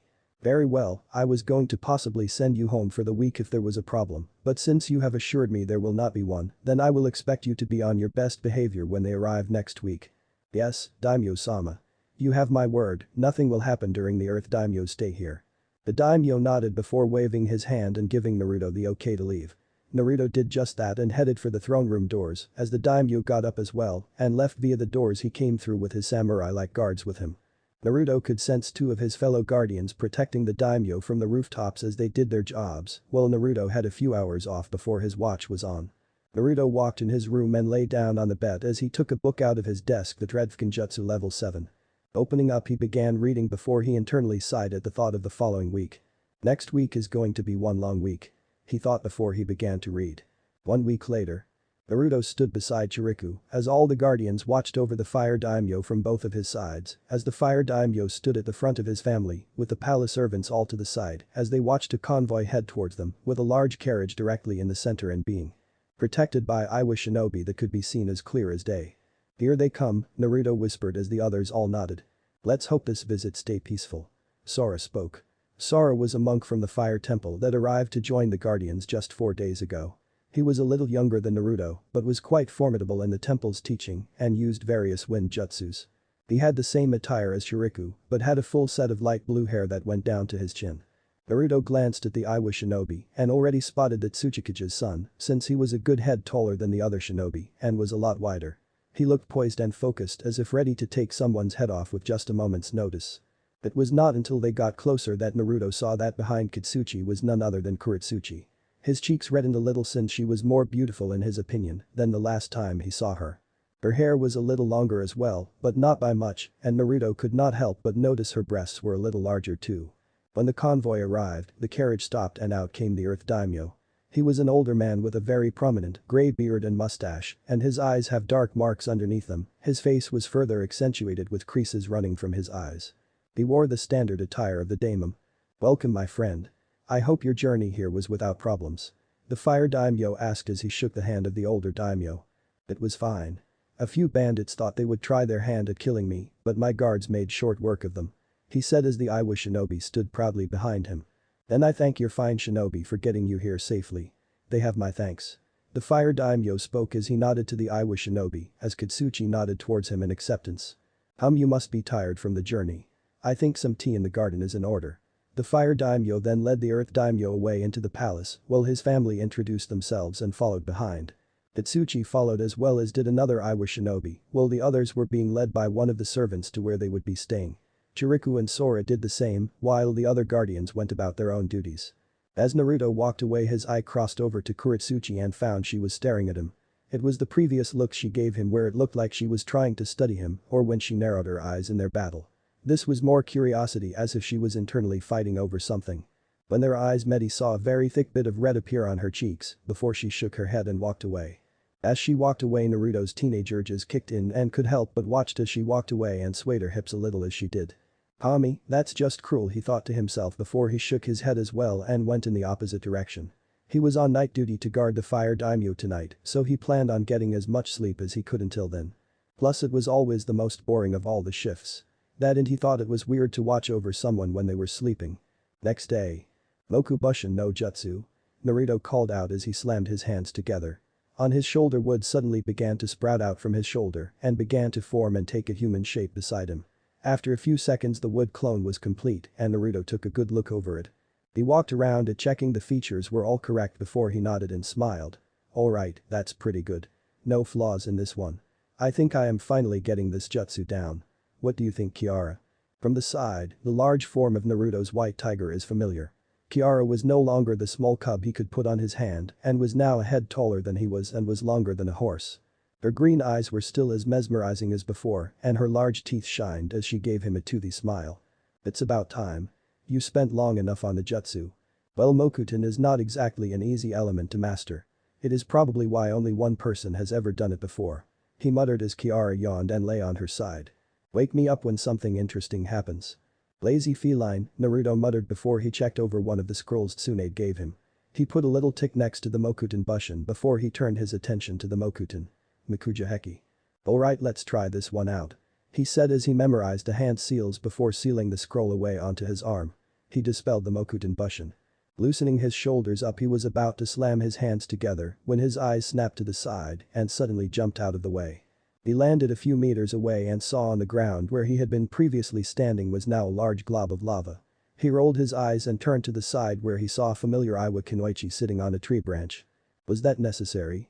He asked as Kurosuchi grinned at him and jumped over towards him. Well, I had to make sure you had not been slacking. So am I up to par? Naruto asked as he crossed his arms while Kurosuchi smirked. For now maybe, but it's still early. Besides, we have a score to settle. Remember I said we would have some kind of rematch the next time we see one another. The Fire Daimyo already warned me not to start any trouble. The Earth Daimyo told us the same thing, but we are not causing any trouble. We are just sparring with one another. No kill shots though. Fine, no kill shots. Kurosuchi agreed before she jumped away while not even paying attention to the giant white tigress that sat up looking at the two of them in an odd manner before smiling a toothy grin. She guessed this was the girl Naruto had told her about before and who he had developed some kind of crush on. The two sparred for a lot of the afternoon and Naruto had noticed she had improved a lot. Despite this, he guessed she was closer to being a jonin. He put her on par with Anko while maybe a little stronger thanks to her Yoten. Her Yoten jutsu had also expanded and he had to do a lot of dodging and running to avoid melting. Kurosuchi meanwhile was breathing a little hard. Once again Naruto had gotten stronger than he was before and she was barely able to keep up with him. It infuriated her to know that the gap between them was so large still, but she was resolute that she would catch up to him eventually. She would not allow herself to be taken down so easily.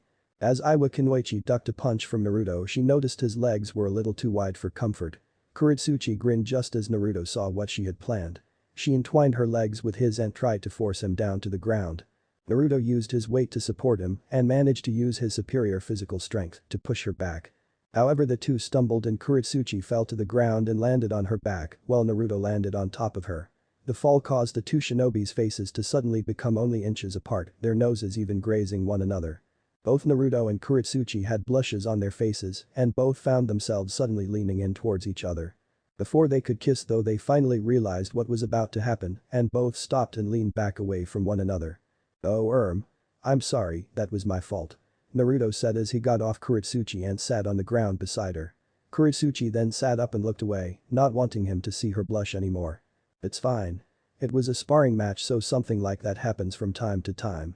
Kurosuchi said as she tried to get her blush to fade. Naruto nodded and only now noticed that the sun had begun to go down and evening was beginning to fall in. Their sparring match must have lasted a long time since they had started sparring at 4 in the afternoon. Do you have guard duty? Kurosuchi suddenly asked as Naruto shook his head. I have already done my shift today. I'm not guarding again until tomorrow morning. Oh okay.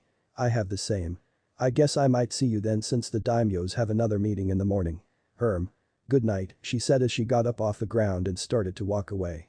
However, she did not get far since Naruto's hand grabbed her wrist. His hold was firm but it was gentle as well. She was surprised how soft his hands were. Have dinner with me? He blurted out as his mind began to process what he just said. Oh god, did I just ask that? Kurosuchi looked as shocked as he felt since she was not expecting him to ask her that. Her blush was beginning to return. Have dinner with him? But this is so sudden. What do I say? She began weighing the pros and cons in her head, as well as thinking what on earth her father and grandfather would say if they discovered she went on a date with the son of the man Iwa hates the most in the world. She was not sure if it was the right choice, but instead of listening to her head, she followed her heart. She saw Naruto look at her with a pleading look before he smiled a little when he saw her nod. Okay. I could get some food right now. That evening, Naruto and Kurosuchi sat beside one another as Naruto enjoyed his miso ramen while Kurosuchi ate her shrimp ramen. Both eagerly ate their meals while they made light conversation. So how did your parents make you join the Guardian 12? From how the Benham is described in Iwa, she sounds like she is very protective of those close to her and wants them kept in her sight. Yeah, that does sound like Hokage, but then again mothers are like that, Naruto said. She was against it at first, but eventually she accepted it. She just realized I was not a baby anymore and that I could look after myself. It sounds nice. Naruto nodded. What about your mom? Kurosuchi shrugged. I don't know much about my mom. From what Might-san tells me, she was a shinobi of Kiri that Might-san had a fling with. They were together for a while and they had me about a year after getting together. But then the bloodline purges happened and Might-san took me to Iwa since I had the Hyoten bloodline. So you got it from your mom then? He asked as she nodded. She is still alive from what I am told, but Might-san said that the welfare of Kiri had to come first and that she had to help put it right. Apparently she was young as well when she had me, barely 18 years old, while Might-san was 23. Did he ever tell you her name? Naruto asked as he took a piece of pork in his mouth. Only her first name. My mother's name is Mei. Mei, huh? That's a pretty name. Do you think you will ever meet her? One day, hopefully, as long as the rebellion wins and takes over from the Mizukage. I always wondered what it would be like to have a Ka-san.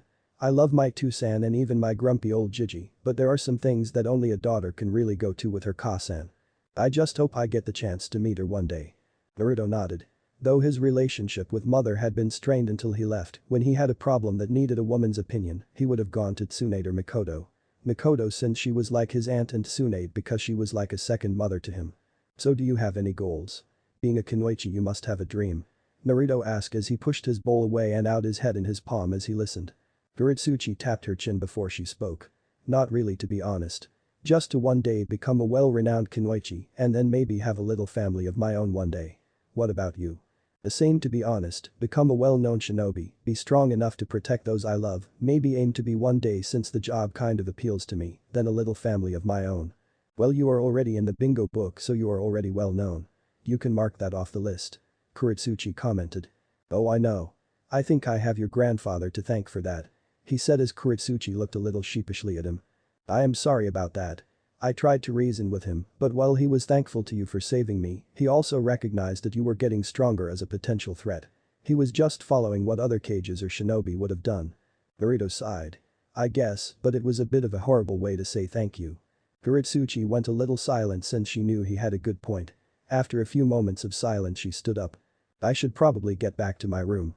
We both have early shifts after all. She said as Naruto nodded and got up as well. I will walk you to your place of residence. It's the least I can do as a gentleman. He said as the two began walking side by side with Kurosuchi giving him a small smile as thanks. They walked in silence as they wandered around the capital before they made their way back onto the grounds of the palace. They walked in a comfortable silence since both were just enjoying the night air and the sounds that nature was making. As they made it to where Kurosuchi was staying, she briefly turned to look at Naruto. Thank you for the meal. Today has been quite nice. She said as Naruto nodded. I was thinking the same. Well, I guess this is where we part ways. She said as she turned to walk away, but stopped when a small burst of courage hit her again like it did 2 years ago. She bit her lip but leaned towards Naruto to kiss him on the cheek. However, Naruto turned to look back at her and her lips planted themselves on his lips. They stayed like that for a few seconds before they broke apart as both looked a little shocked from what just happened. Neither said anything as they looked at each other in shock at what just happened. After staring at one another for a few seconds, they did the most logical thing they could think of. Kurosuchi jumped him and slammed her lips into his lips while Naruto picked her up by her legs and leaned her against a wall. Oh god, you don't know how long I have wanted to do this. Kurosuchi said as her hands went through his hair. Naruto was no better as his hands were in her hair and going along her thigh. That kiss you gave me 2 years ago has been the only thing I could think of since then. God, I have wanted to kiss you so badly since then. They stopped talking for a few minutes as they just kissed and just enjoyed the moment. Eventually, after 10 minutes, they broke apart and Naruto settled her down. Oh god, that was amazing.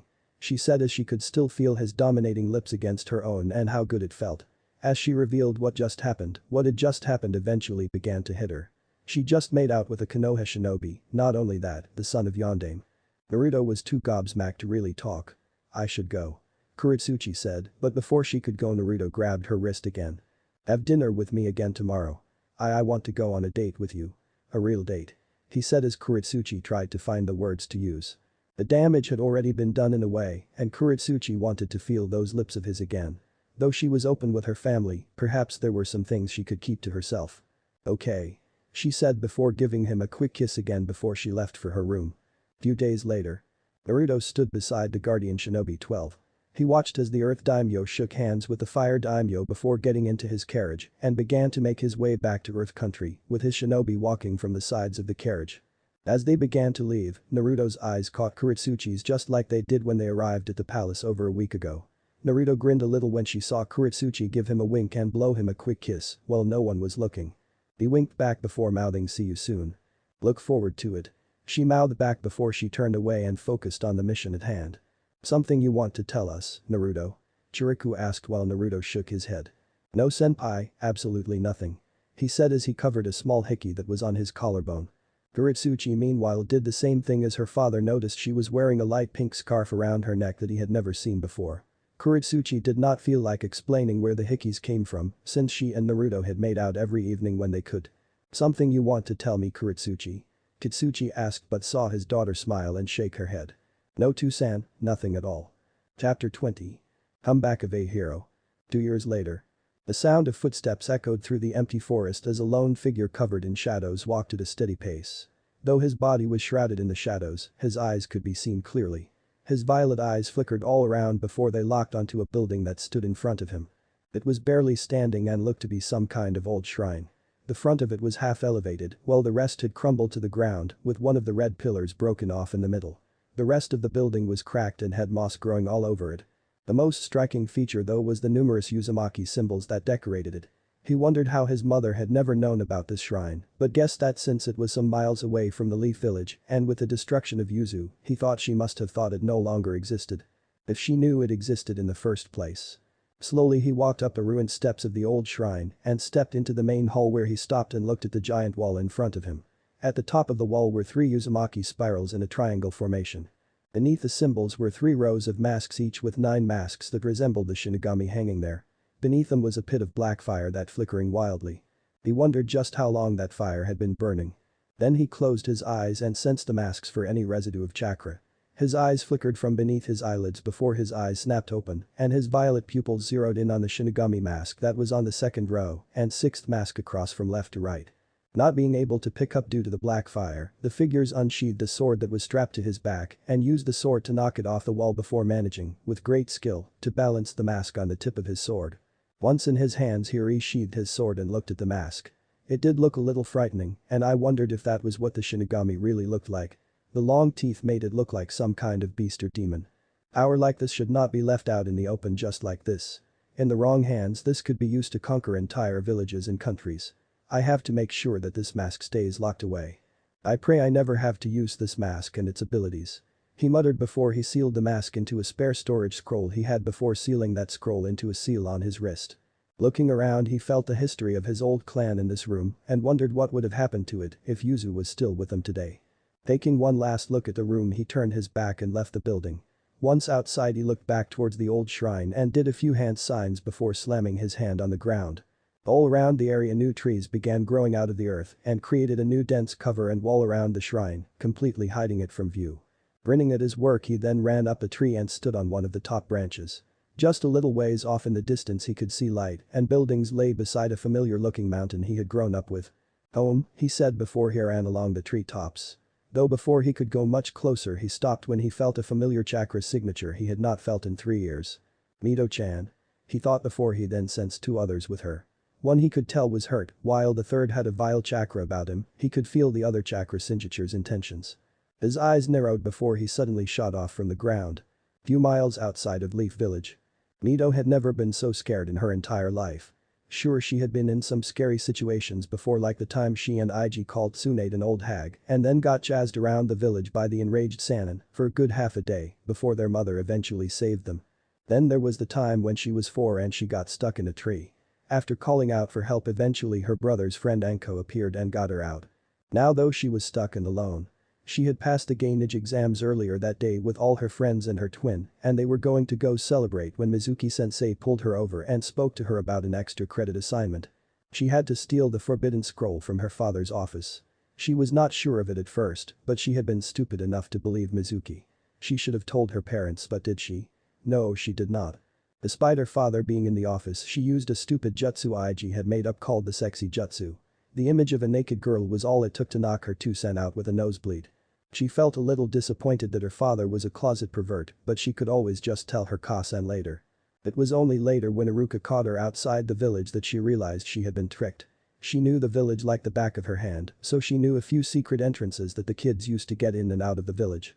Now though her teacher Mizuki, who turned out to be a traitor, had her cornered against a tree while Iruka was on the ground with a giant shuriken sticking out of his back.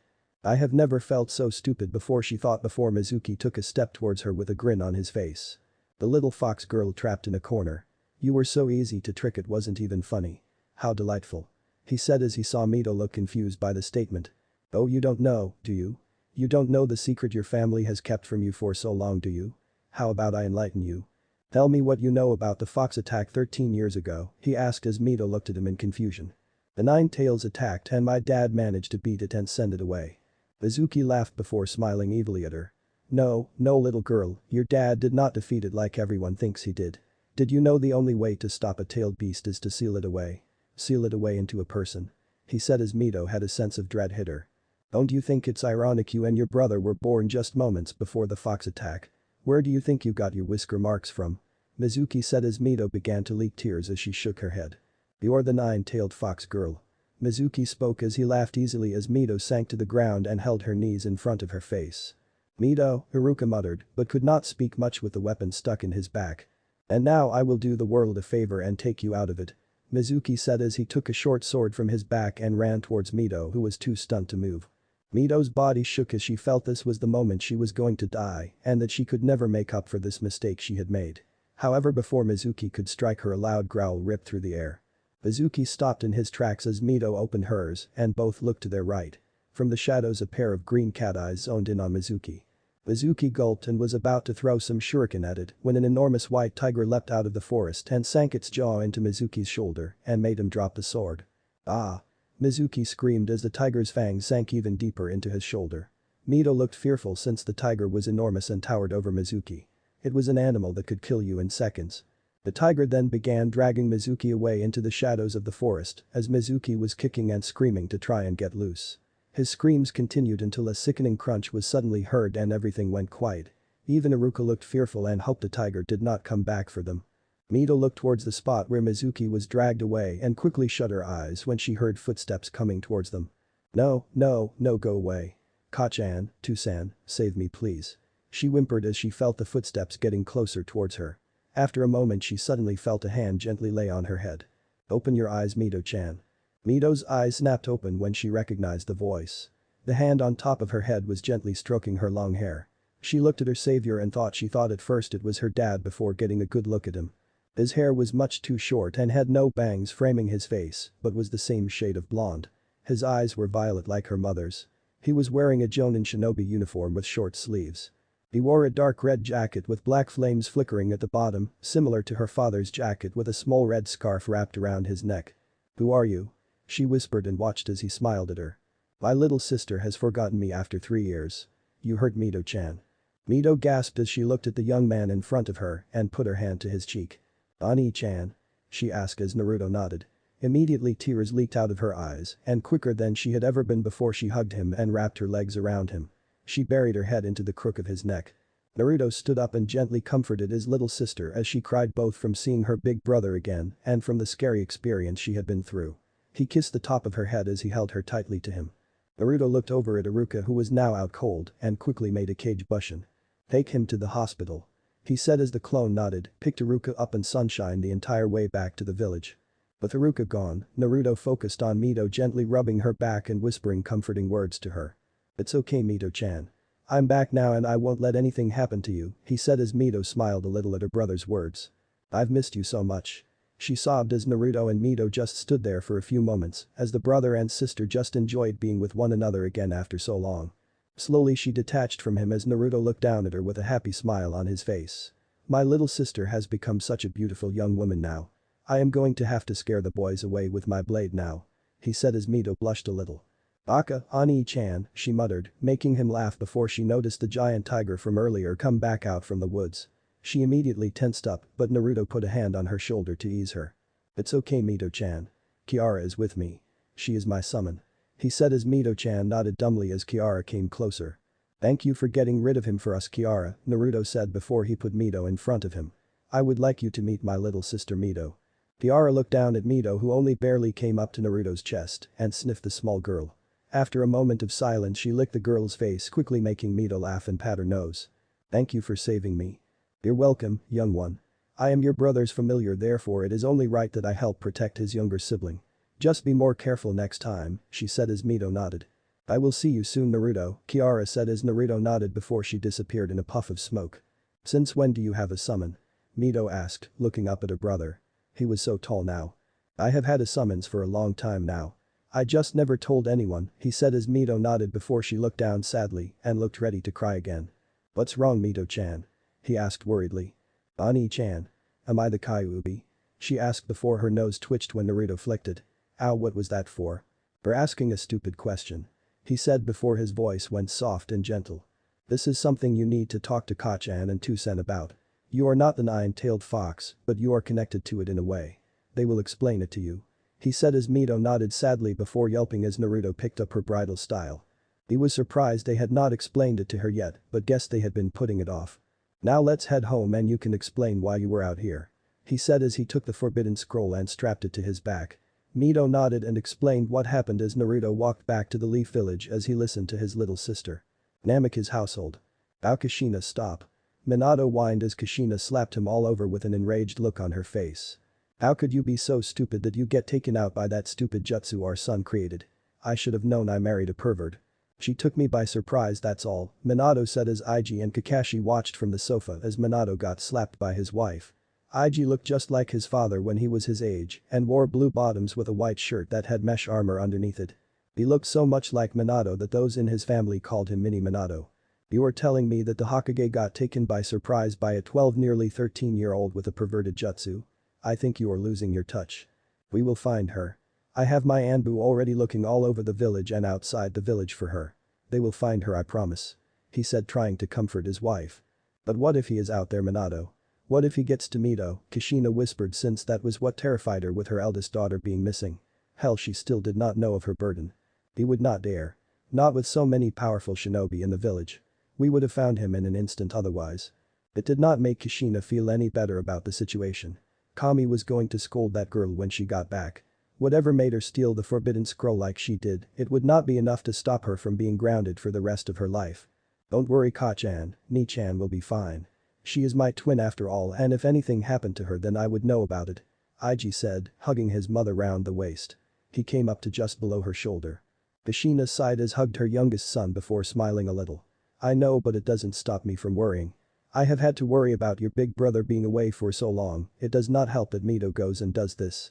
Igi was about to speak, but everyone heard the front door open and Mito's voice sounded out. Ah-chan, Tusan, she called as her footsteps got closer to them and she appeared in the doorway to the living room with the forbidden scroll in her arms. Mito-chan, Kushina yelled in relief as she lurched forward and hugged her daughter tightly before Minato sighed and went to call off the Anbu and take the scroll before quickly returning. Kushina fussed over her daughter before the two parents looked at Mito sternly. Mito, you had better start explaining why you did what you did. Minato said to her with a stern expression. Mito gulped and began to recount that Mizuki had tricked her and that she just did it because she wanted to make them proud. Sweetheart, we are proud of you, but what you did was foolish. You could have been hurt or worse. Kushina said gently as she wiped a few of her daughter's tears from her cheek. Your mother is right, Mito-chan, Kakashi said, speaking up. It was very irresponsible of you. You should have checked with your parents first. Mito, where is Mizuki now? Minato asked since he needed to have a very long and painful conversation with the silver-haired. He's dead, Ani-chan took care of him. Mito said, surprising everyone in the room. Ani-chan. They all thought before the sound of new heavy footsteps appeared. They all turned towards the living room doorway and immediately Kushina felt like crying as she saw a familiar blonde-haired boy standing in the doorway. Naruto stood at the entrance and looked at everyone in the room. Kakashi had not changed at all, while he noticed Igi looked exactly like his father. His father looked the same as well, though he had a few grays in his hair now that weren't there before. But his mother looked like she had not aged a day. She still looked like she was in her mid-30s despite being 41. His parents were stunned as they looked at him. Gone was the boy of 15, and returning to them was this handsome, strong young man that was the perfect mix of them both. Hey Tusan, Kachan. He said looking at his parents. He could see his mother was ready to burst into tears, so he just walked forward towards her. By the time he was halfway, Kushina had already leapt forward and grabbed her eldest in a tight hug. Naruto just smiled as he rested his head on his mother's head as she sobbed away. He was taller than her by quite a lot now and he never realized how tiny his mother was. I missed you, Kachan. I missed you a lot, he whispered, and it only made her sob harder and cling more to him. Our baby is back, Minato. Our oldest has finally come back to us, she muttered as Minato then came in and hugged his son as well, muttering how happy he was to have his eldest son back home. Eventually Mito and Igi all joined in, as well as the four hugged the return of Naruto. You are never going away for that long ever again. Naruto wondered where Mina was, but he stopped worrying when he felt her asleep upstairs.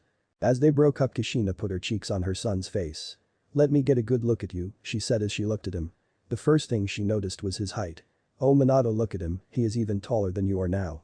Well, it was bound to happen eventually, Minato said, chuckling at his son's 6'3" frame before noticing the jacket Naruto was wearing. He gave him a praising nod. Good choice on jacket. The design grew on me after all the time I wore your jacket when I was little, he said as Kushina continued to fuss over him. While the father and son duo spoke, Kushina was just awestruck with her son. Is this really my Naruto? Is this young man really the little boy I used to carry and push on the swings?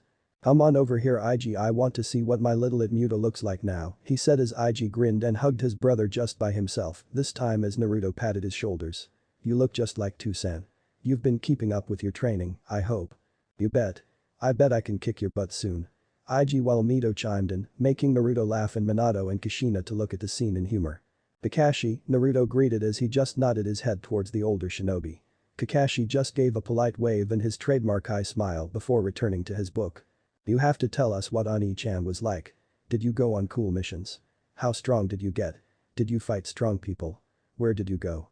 The twins asked in tandem while Naruto tried to usher them to tone it down. IG-kun, Mito-chan, your brother has probably had a long journey and will want to rest. You can ask your questions tomorrow. Minato said as Naruto looked at his father in thanks. He was not that tired, but he would have been if he started explaining it all to the twins who would just ask more and more questions. Seeing the twins talking to each other, he stepped over to his parents' sides and ushered them to speak with him. When they both leaned in, he spoke in a hushed tone. Mito knows about the fox. Mizuki somehow knew and told her. Haruka tried to protect her, but got hurt. He is at the hospital now. Both Minato and Kushina eyes widened, wondering how the hell Mizuki knew about the Kyuubi, before realizing he must have been a spy for someone. Most likely a certain snake. This is not how we wanted to tell her, but I guess we don't have a choice now but to explain it to her. Minato said as Kushina nodded sadly. I think you should explain it to IG as well. He should know what his twin carries just as much as Mito should know. Naruto said since the twins had always been close to one another. This could be something that IG could help his sister with. His parents both nodded and looked at the twin sadly. Mito-chan, I think we have some explaining to do. Kushina said as Mito quickly recognized what she was referring to. When she looked down at the ground, Kushina put an arm around her daughter and kissed her head before leading her to the dining room. You too IG, you should hear this as well, Minato said as IG looked a little confused before nodding and followed after his mother and sister. Naruto, are you coming? Naruto shook his head. I have another little sister to surprise. He said as he took his jacket off and headed towards the stairs. Naruto tiptoed up the stairs and when he got to the landing he went towards Mina's room. Gently he pushed the door forward and looked inside. When he did he smiled when he saw that Mina was under her covers with a nightlight on underneath it, obviously reading a book. Naruto coughed loudly to get her attention and saw her stumble a little. Toussaint, I swear I was about to go to sleep, she said, making Naruto chuckle. And what makes you think I'm Toussaint, Minaheim? He said as watched in amusement as Mina's head snapped to his direction as the room fell quiet. He watched as she pulled back the covers and eventually uncovered herself. Naruto looked at her in amazement because she looked exactly like their mother. The eyes, the hair, the skin tone, everything. Her hair was even longer and not in pigtails anymore. It went down just past the midpoint of her back. He saw her lips quivering madly and tears already building up in her eyes, even her little hands shook as she looked at him. Oni-chan. She whispered as Naruto nodded and went across the room.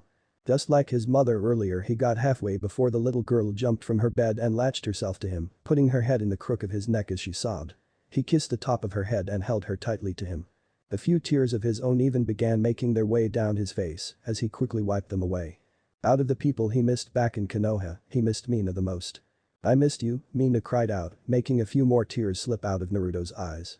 He kissed her head again and played with long red hair as she sat down on the edge of her bed. He placed her in his lap where she still refused to unlatch from him and gently rocked her. My baby sister is now 10 years old.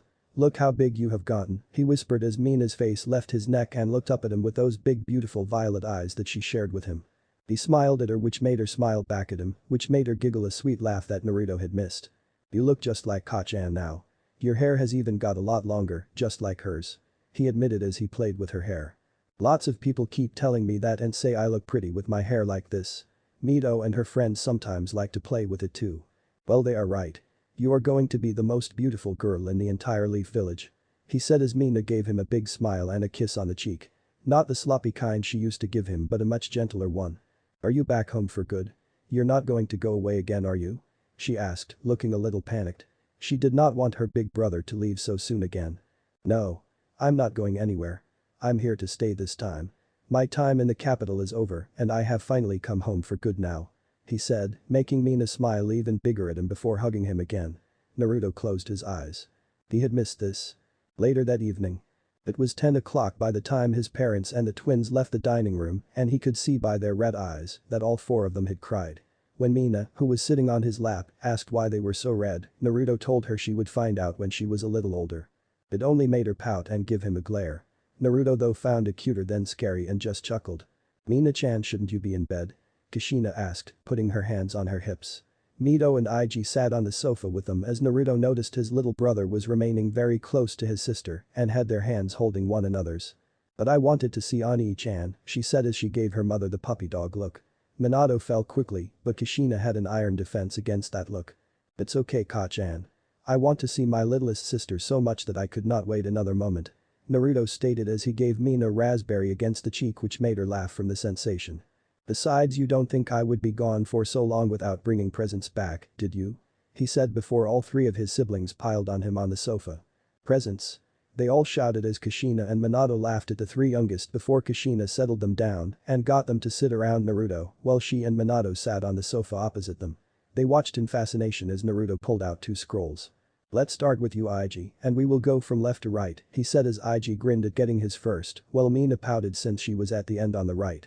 Rolling the scroll open, a small puff of smoke covered the scroll, and moments later Naruto was sitting there with a wooden box adorned with leaf designs around the edges. He handed it over to Ig, who eagerly took it.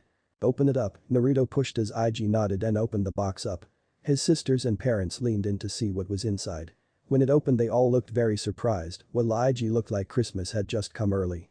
Inside the box was 2 rows of 5 3-pronged kunai, just like the type used for his Hirishin. The only difference was the hole in the center was diamond-shaped instead of a circle, and the hilts had a white handle with blue flames flickering around it. I saw how much you liked playing with Toy Sense 3-pronged kunai, so I thought you might like a set of your own.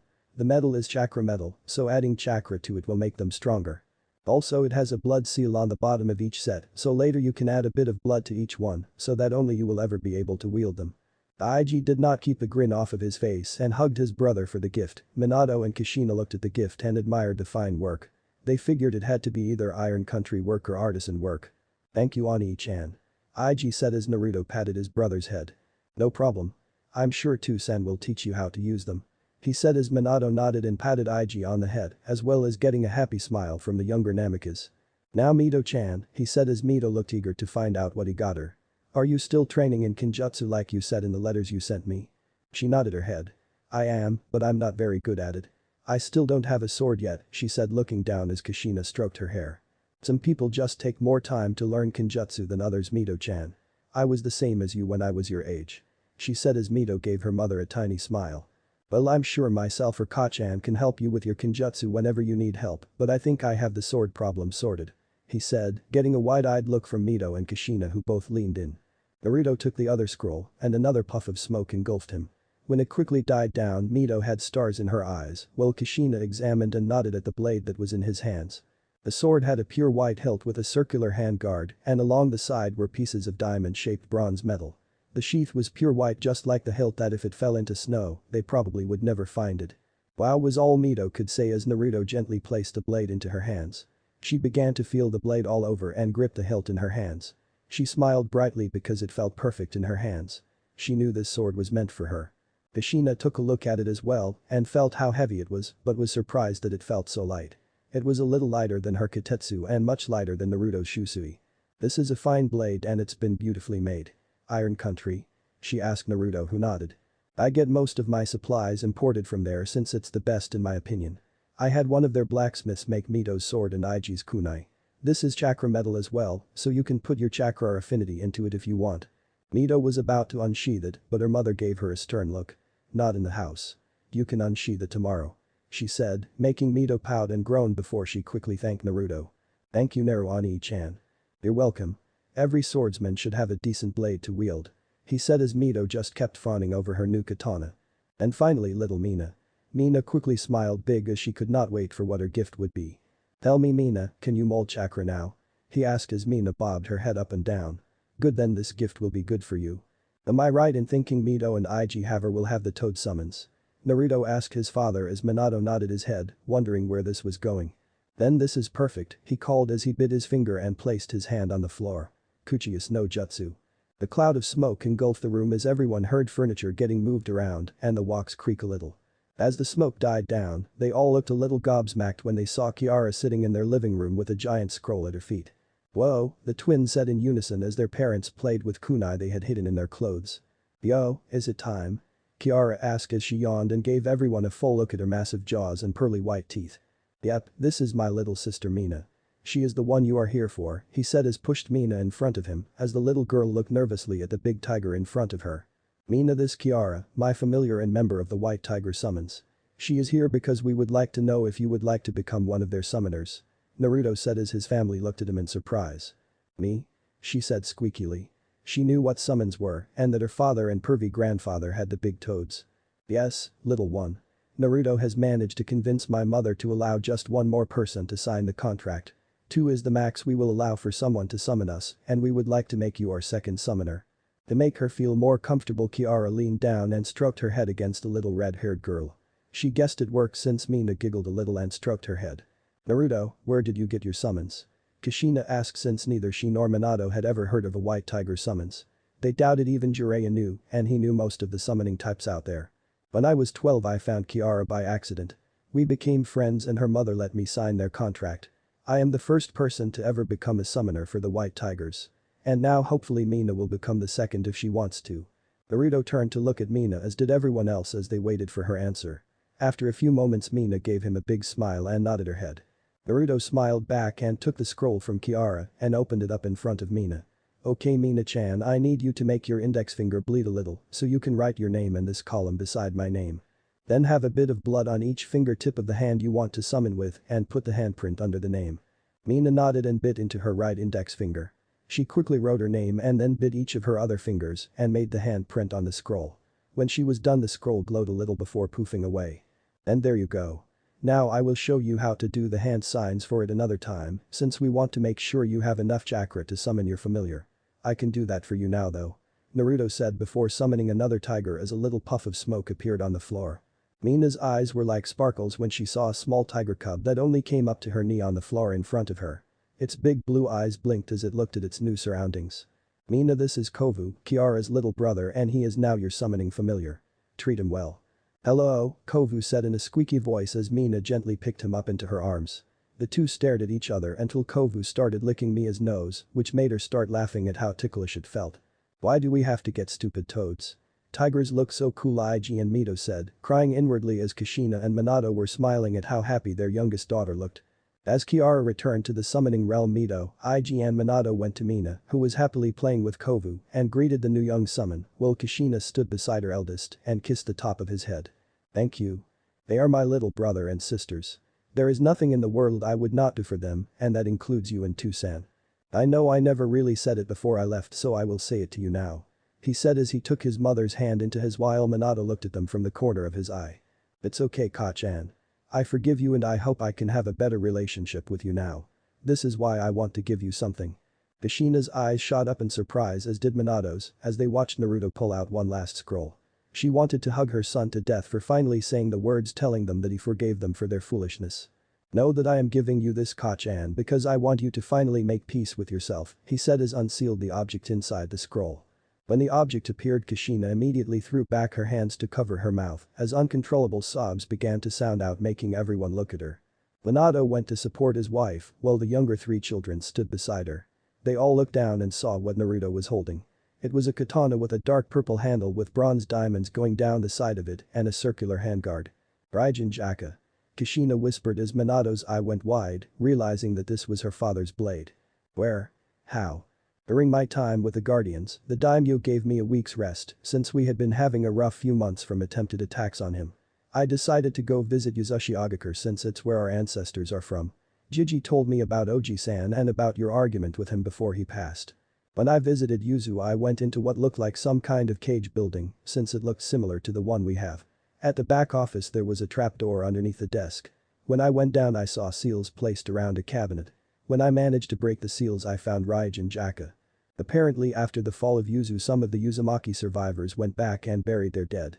Oji-san was buried by a tree that he apparently proposed to Abe-san while his sword was sealed in a stasis. Only an Uzumaki could break the seals that were placed on it."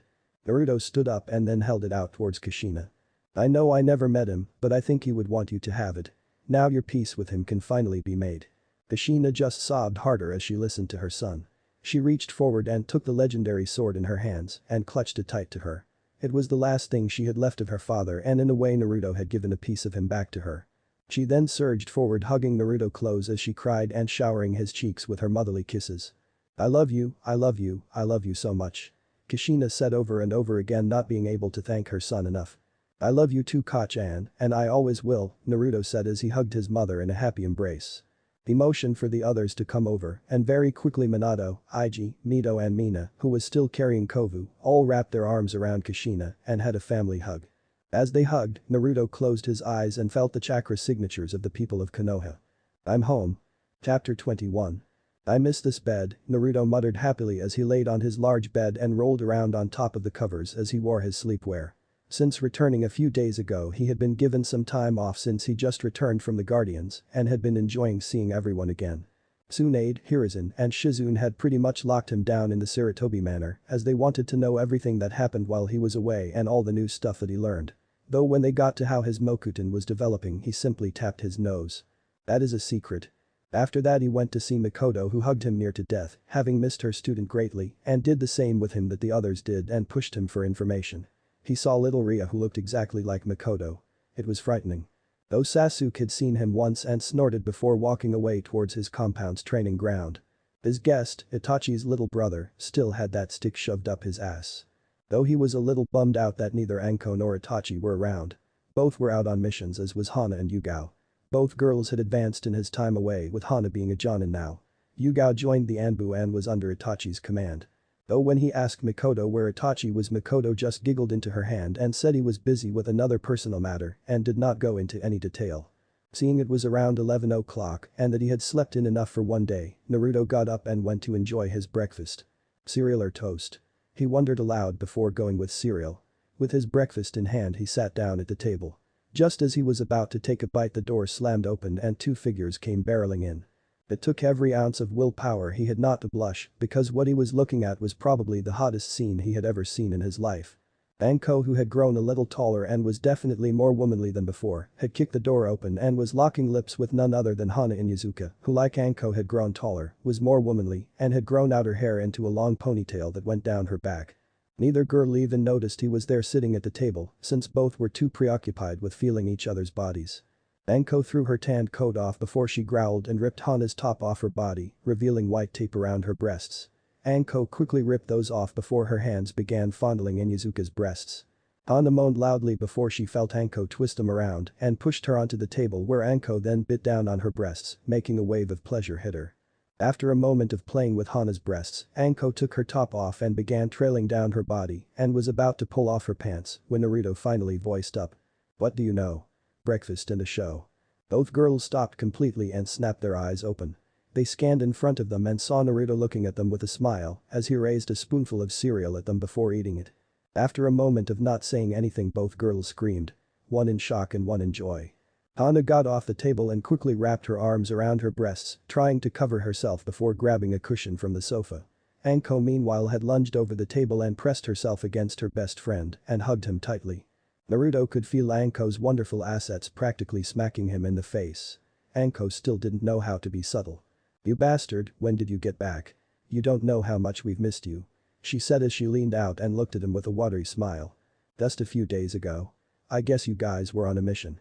Hello, by the way, Hana-chan." "Hey Naruto," Hana said, chuckling nervously as she scratched the back of her head. "If I knew you were coming back, I would have stayed." "You should have told us," Anko said as she broke the hug but did not get off his lap. "Sorry, but I wanted it to be a surprise.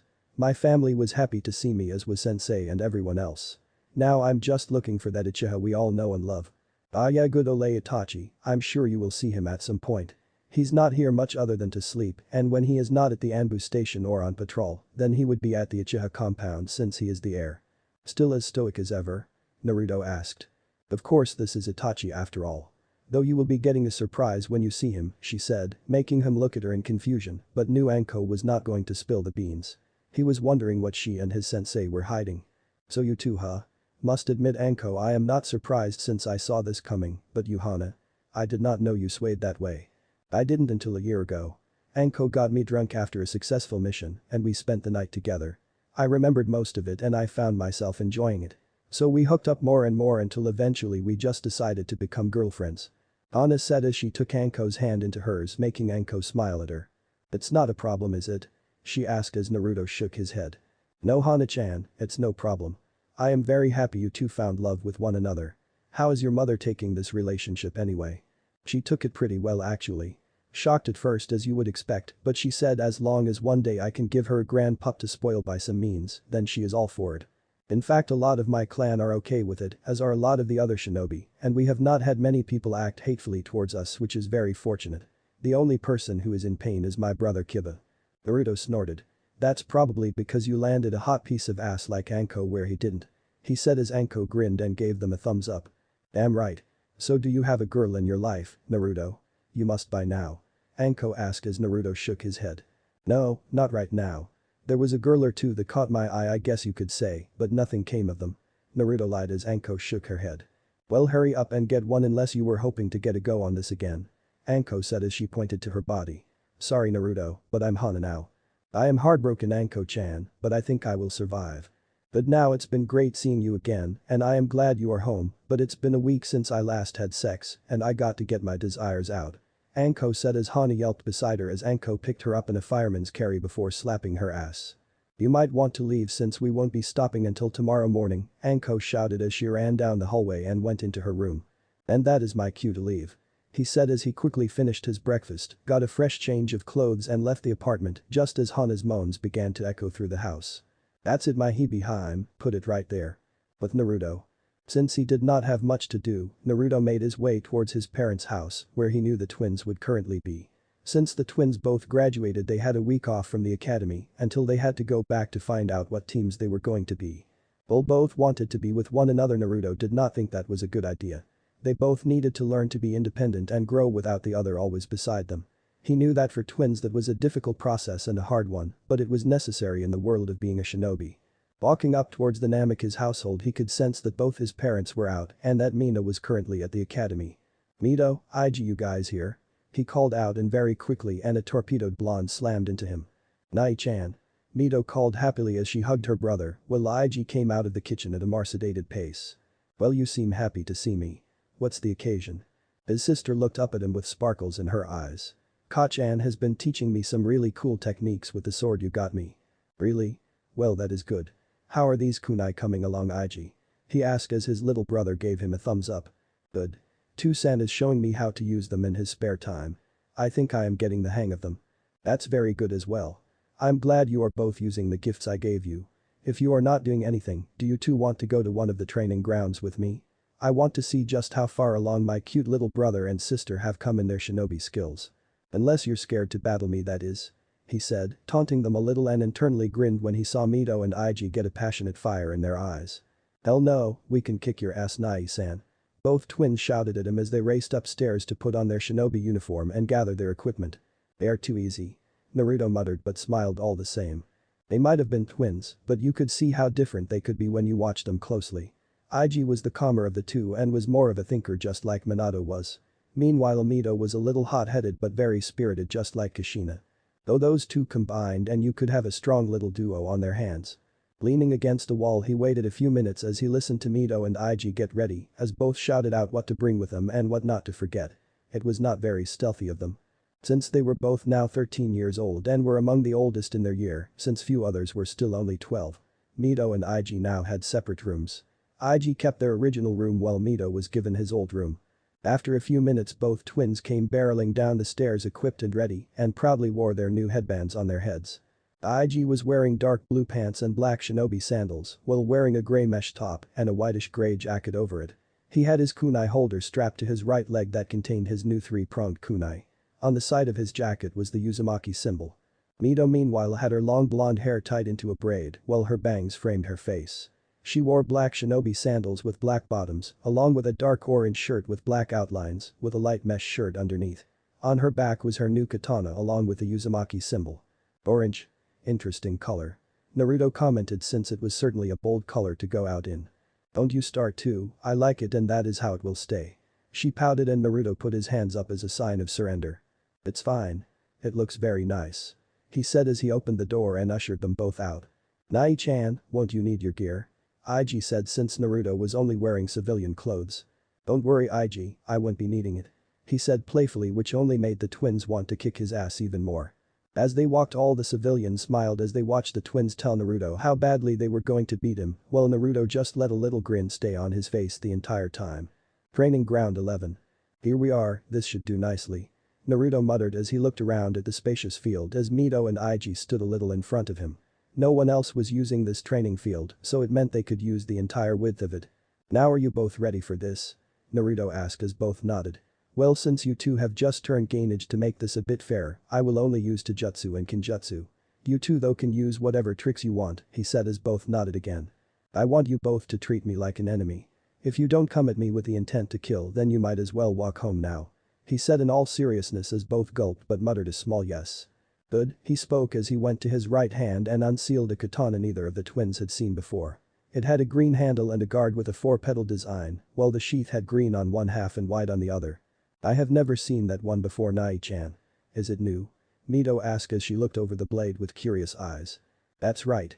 It was a gift the fire daimyo had made for me just before my time as one of the guardians was up. As a way of thanking me for my service and for protecting his family, he presented me with this katana he had made from Iron Country, just like your weapons and my shusui. I have had some practice with it, but I think it would be better to use now than shusui. Trust me when I say shusui is not a blade you two are ready to go against yet. He said as both gulped. Are you both ready? He asked as both Mito and IG got in their fighting stances, and Mito flew her sword out, while IG readied two tri-pronged kunai in his hands. The wind breezed through the field as Naruto stood there with one hand in his pocket while the other was clutching his new blade Shigure. He smiled as Mito and IG narrowed their eyes at him. Begin. Not surprisingly, Mito was the first to go forward and came towards him at high gainage level speed. She swung her blade down at Naruto, who easily sidestepped out of the way. She swung at him again, but this time he ducked the slash and stepped out of the way again. The next strike though, Naruto spun and went behind Mito and gave her a light whack on the back of the leg with the sheath of Shigure. Mito stumbled forward a little when he did. Moments later he sensed IG coming from behind him with his kunai poised towards him. Naruto easily moved out of the way and grabbed his younger brother's arms before throwing him in the air in the direction he was aiming at. IG managed to flip in the air and land on his feet. IG threw a few standard kunai at him, but Naruto easily blocked them with his blade, which at this point was still sheathed. Sensing Mito coming from behind him, he jumped into the air, dodging a sword strike before landing next to her, grabbing her shoulder and throwing her over to IG. IG now threw a couple of shuriken at Naruto, who simply caught the shuriken in between his fingers. Meanwhile, IG caught his sister in his arms and set her on her feet as Mito huffed out in annoyance and rubbed her shoulder. Together? IG asked his sister, who nodded. Together? Now both twins came at him as they went in and out in a zigzag pattern, obviously trying to confuse him about who was going to strike first. He was not surprised when he saw it was Mito first who again tried to take him down with her blade. Naruto though sent a smirk her way before blocking the strike with the sheath of his blade and twisted her around before he poked her in the back pretty hard, with the sheath making her tumble forward. Again. Grinning at his little sister as she fell to the ground and pouted at him, he quickly saw IG appear a couple of meters above him, making a few hand signs. Raiden. Raikyu. IG called as a ball of lightning about the size of his fists formed in between his hands. He stabilized the jutsu quickly before he fired the ball of lightning towards Naruto. Lightning affinity, Naruto thought, since he expected IG to have either wind or water, but he guessed that was not the case. IG and Mito grinned thinking they had their older brother, but the look was quickly wiped away when they saw an aura of wind wrap around their brother's katana before he made a single slash towards the ball of lightning. The slash cut the ball in half and caused it to dissipate. As IG was coming down, Naruto appeared in front of him and landed a strike to his gut with the handle of his katana, causing IG to become winded. Before Naruto could lay another strike on him, Mito appeared behind now with her katana sheathed and about to engage him into jutsu. Alright little sister, show me what you can do. Mito focused on her older brother before she began throwing punches and swift kicks towards him. She aimed for the point that her mother had told would do the most damage, which was the head, stomach and chest areas. However, she became increasingly frustrated when Naruto either dodged the strikes or caught them. Stop dodging all the time. Mito said, getting more and more frustrated without noticing that her strikes were getting slower and sloppier. She was getting so mad that she did not notice Naruto setting up a wire strap around her. Mito, pay attention to what he is doing, IG called since he just noticed what Naruto was doing. What? Mito called in confusion before suddenly she became weightless and was hanging upside down in a tree. As she tried to attack Naruto, she did not notice that he had led her over towards a tree and was subtly wrapping a ninja wire trap around it. "Oh, so that's what you meant," Mito said as she gave a nervous grin as she scratched the back of her head. "You need to pay more attention to your surroundings," Naruto said as he poked his sister in the stomach, causing a small giggle to come from her. "Mimi," she said as she crossed her arms before her eyes widened when a flurry of shurikens suddenly came out of nowhere and struck Naruto in the back, making him fall forward. "Ani-chan," Mito called out as she watched her brother fall to the ground as Ig looked a little gobsmacked. He did not think that it was actually going to hit. However, before either could do anything, Naruto suddenly poofed away, revealing that it was just a clone. "The Bunshin," they both said, realizing that it was a trick. "Yep, and you fell for it, little brother," Naruto said, appearing behind Ig. His little brother reacted as quickly as he could as his tri-pronged kunai surged towards his brother. However, Naruto quickly grabbed his arm and twisted it behind him and pinned him to the ground as he sat on top of him. "You did not think it would be that easy, did you?" he said as he patted his brother's head as Ig gave him a pout and a small glare. It only made Naruto chuckle more. "Not bad for the first round," Naruto said as he got up, freeing Ig and throwing a kunai towards where Mito was strung up. The wire snapped and Mito fell comically to the ground, making her yelp. "Ani-chan," Mito shouted angrily as she glared at him as a bump appeared on her head. "The Ka-chan flows strong in this one," Naruto muttered, making Ig laugh and Mito to glare at him more. Ig quickly went back over to his sister as they tried to formulate some kind of plan against their brother. Well, at least they have teamwork down, he thought as he began unsheathing Shigure and revealing to Ig and Mito the cold hard steel of his blade. "Right, you two. Since round 1 is over, let's go on to round 2, he said as both Mito and Ig gulped as they readied themselves. An hour later. "I can't feel my legs," Ig called out as he lay on the ground beside Mito, looking exhausted with a few bruises and cuts covering his body and with a few tear marks in his clothes. Mito was in a similar state. Despite being Uzumakis and having amazing stamina, their brother was too much like their Ka-chan when they trained with her. Ruthless. They looked up to see Naruto looking the same as he did earlier, not even looking winded and without a scratch on him as he grinned down at the twins. "We hate you," they both said as Naruto laughed. "Well, I love you guys too," he chirped as sat down right in between them and placed his hands on their heads. They watched as Naruto activated the Shosen Jutsu and began healing them. Both felt a lot better than they did moments ago. "So how did we do?" Mito asked nervously as Naruto looked at her critically before smiling. "You two did pretty good actually. You lasted longer than I thought you would and your skills are definitely up to Gainage level. You both have a decent sized jutsu arsenal for one's your age, and while you're to jutsu and could use some work, I think you two are well on your way to being great shinobi," he said, making both of them smile at him for the praise. "But I do have some advice for you. Ig tries not to overthink every situation. If your gut is telling you to do something, then most times it's right. Sometimes you need to take risks instead of always playing it safe," he said as Ig nodded since Kushina had told him the same thing some time before. "Mito, you need to work on that temper of yours. The more frustrated you get, the slower and sloppier your moves get. Try to stay calm even if someone is taunting you," he said as he flicked her nose before the girl smiled up at him. After a few minutes, Naruto stopped the Shosen Jutsu and both twins stood up. They still felt exhausted and could not wait to just go to bed and rest, but they looked fine now, so he would not get chewed out by Kushina. "You guys want me to walk you both home?" he asked, but both shook their heads saying they knew the way and that it would not take long. After saying their goodbyes and a few hugs, Ig and Mito left the area and headed home. As Naruto watched them go and saw them disappear from sight, Naruto turned around. "You can come out now." He felt a fast approaching familiar signature heading straight towards him. Gripping his blade tightly, Naruto spun around and intercepted the person as a Tanto struck forward. Shigure lay in between them as it blocked the strike. The person was an Anbu with a raven mask and long black hair that was tied into a thick ponytail behind him. It was not difficult for Naruto to figure out who it was. "Nice to see you have not got sloppy while I was away, Itachi. The same could be said for you," Naruto spoke in his usual monotone voice, though there was an edge of happiness to it at seeing his longtime friend. Unlocking weapons, Itachi took his mask off and an older Itachi was looking back at him. The only difference was the tear-shaped marks on his face were a little deeper than before. The two smiled and hugged one another. "I heard you have been back for a few days. I saw Ka-san a few hours ago and she told me about your return." "Yeah, Mikoto-sensei was one of the first I went to see too. Little Ria has grown up well. She looks just like sensei," he said as Itachi nodded happily. "Ria-chan has grown up beautifully just like Ka-san. I am afraid I may end up beating away boys with a stick," Itachi said as he did not like the fact that boys would gain interest in her in a few years. Ah, don't worry. I'm sure Ria will be tough enough to keep them away. Besides, I am the one with two sisters here, both of which are going to be beautiful as well. 2 sticks will be required. Though, I see little Sasuke's mood has not changed. Itachi just sighed as he shook his head about his little brother. I don't know what to do with him. He has clearly taken after my father more than my mother, and his obsession with one day defeating me and taking over as clan head has become his life goal now. He says that the Uchiha need to be feared and everyone must bow down to us like we are royalty. He has been getting out of hand lately. How is he towards Ria? Naruto asks since he remembers before he left Sasuke was very hostile towards his younger sister.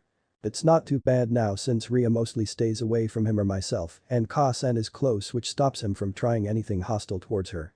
He rarely speaks to anyone and doesn't have many friends due to isolating himself. Though from the few conversations I have had with Iji, Sasuke may have a bit of an obsession with Mito. You don't say, Naruto, as his eyes narrowed as Itachi nodded a little reluctantly. Iji has told me that he stares at her a lot in class as well as out of the academy. At home Sasuke mumbles about needing a strong wife and children one day and about marriage contracts. I think he has Mito in mind as a future spouse. No offense here Itachi, but if the only reason Sasuke wants to marry a girl, especially my little sister, is because he only wants a strong wife and someone to pop out children for him, then he and I are going to have a problem. Yes, I know, I will make sure he knows those are not good reasons to go into a marriage. Ka-san is too soft with him sometimes since she still wants to think he is just her little baby. But someone needs to be tough with him. If he steps out of line again then I may have to be the one to push him back. Makes sense, Naruto said as they walked beside one another as they chatted about what they had been up to and the topic of Danzo came up briefly. While the old warhawk had not tried anything yet, Itachi had been keeping a very close eye on him and the minute he slipped up he would act. Itachi Uchiha, where have you been? A loud voice called and Naruto saw to his surprise Itachi go a little pale and gulp. Naruto turned around as did Itachi a little reluctantly to see a young woman standing behind them. She was a fair-skinned girl around average height with green eyes and waist-length black hair in a Heim-style cut tied in a high ponytail with short bangs and chin-length strands framing her face. She was wearing regular clothing with dark gray pants and a light green shirt that matched her eyes. Though Naruto could tell she was a shinobi by the way she held herself. "Oh Kami, how did she find me?" Itachi whispered. "I have been looking for you everywhere. Stop running off all the time.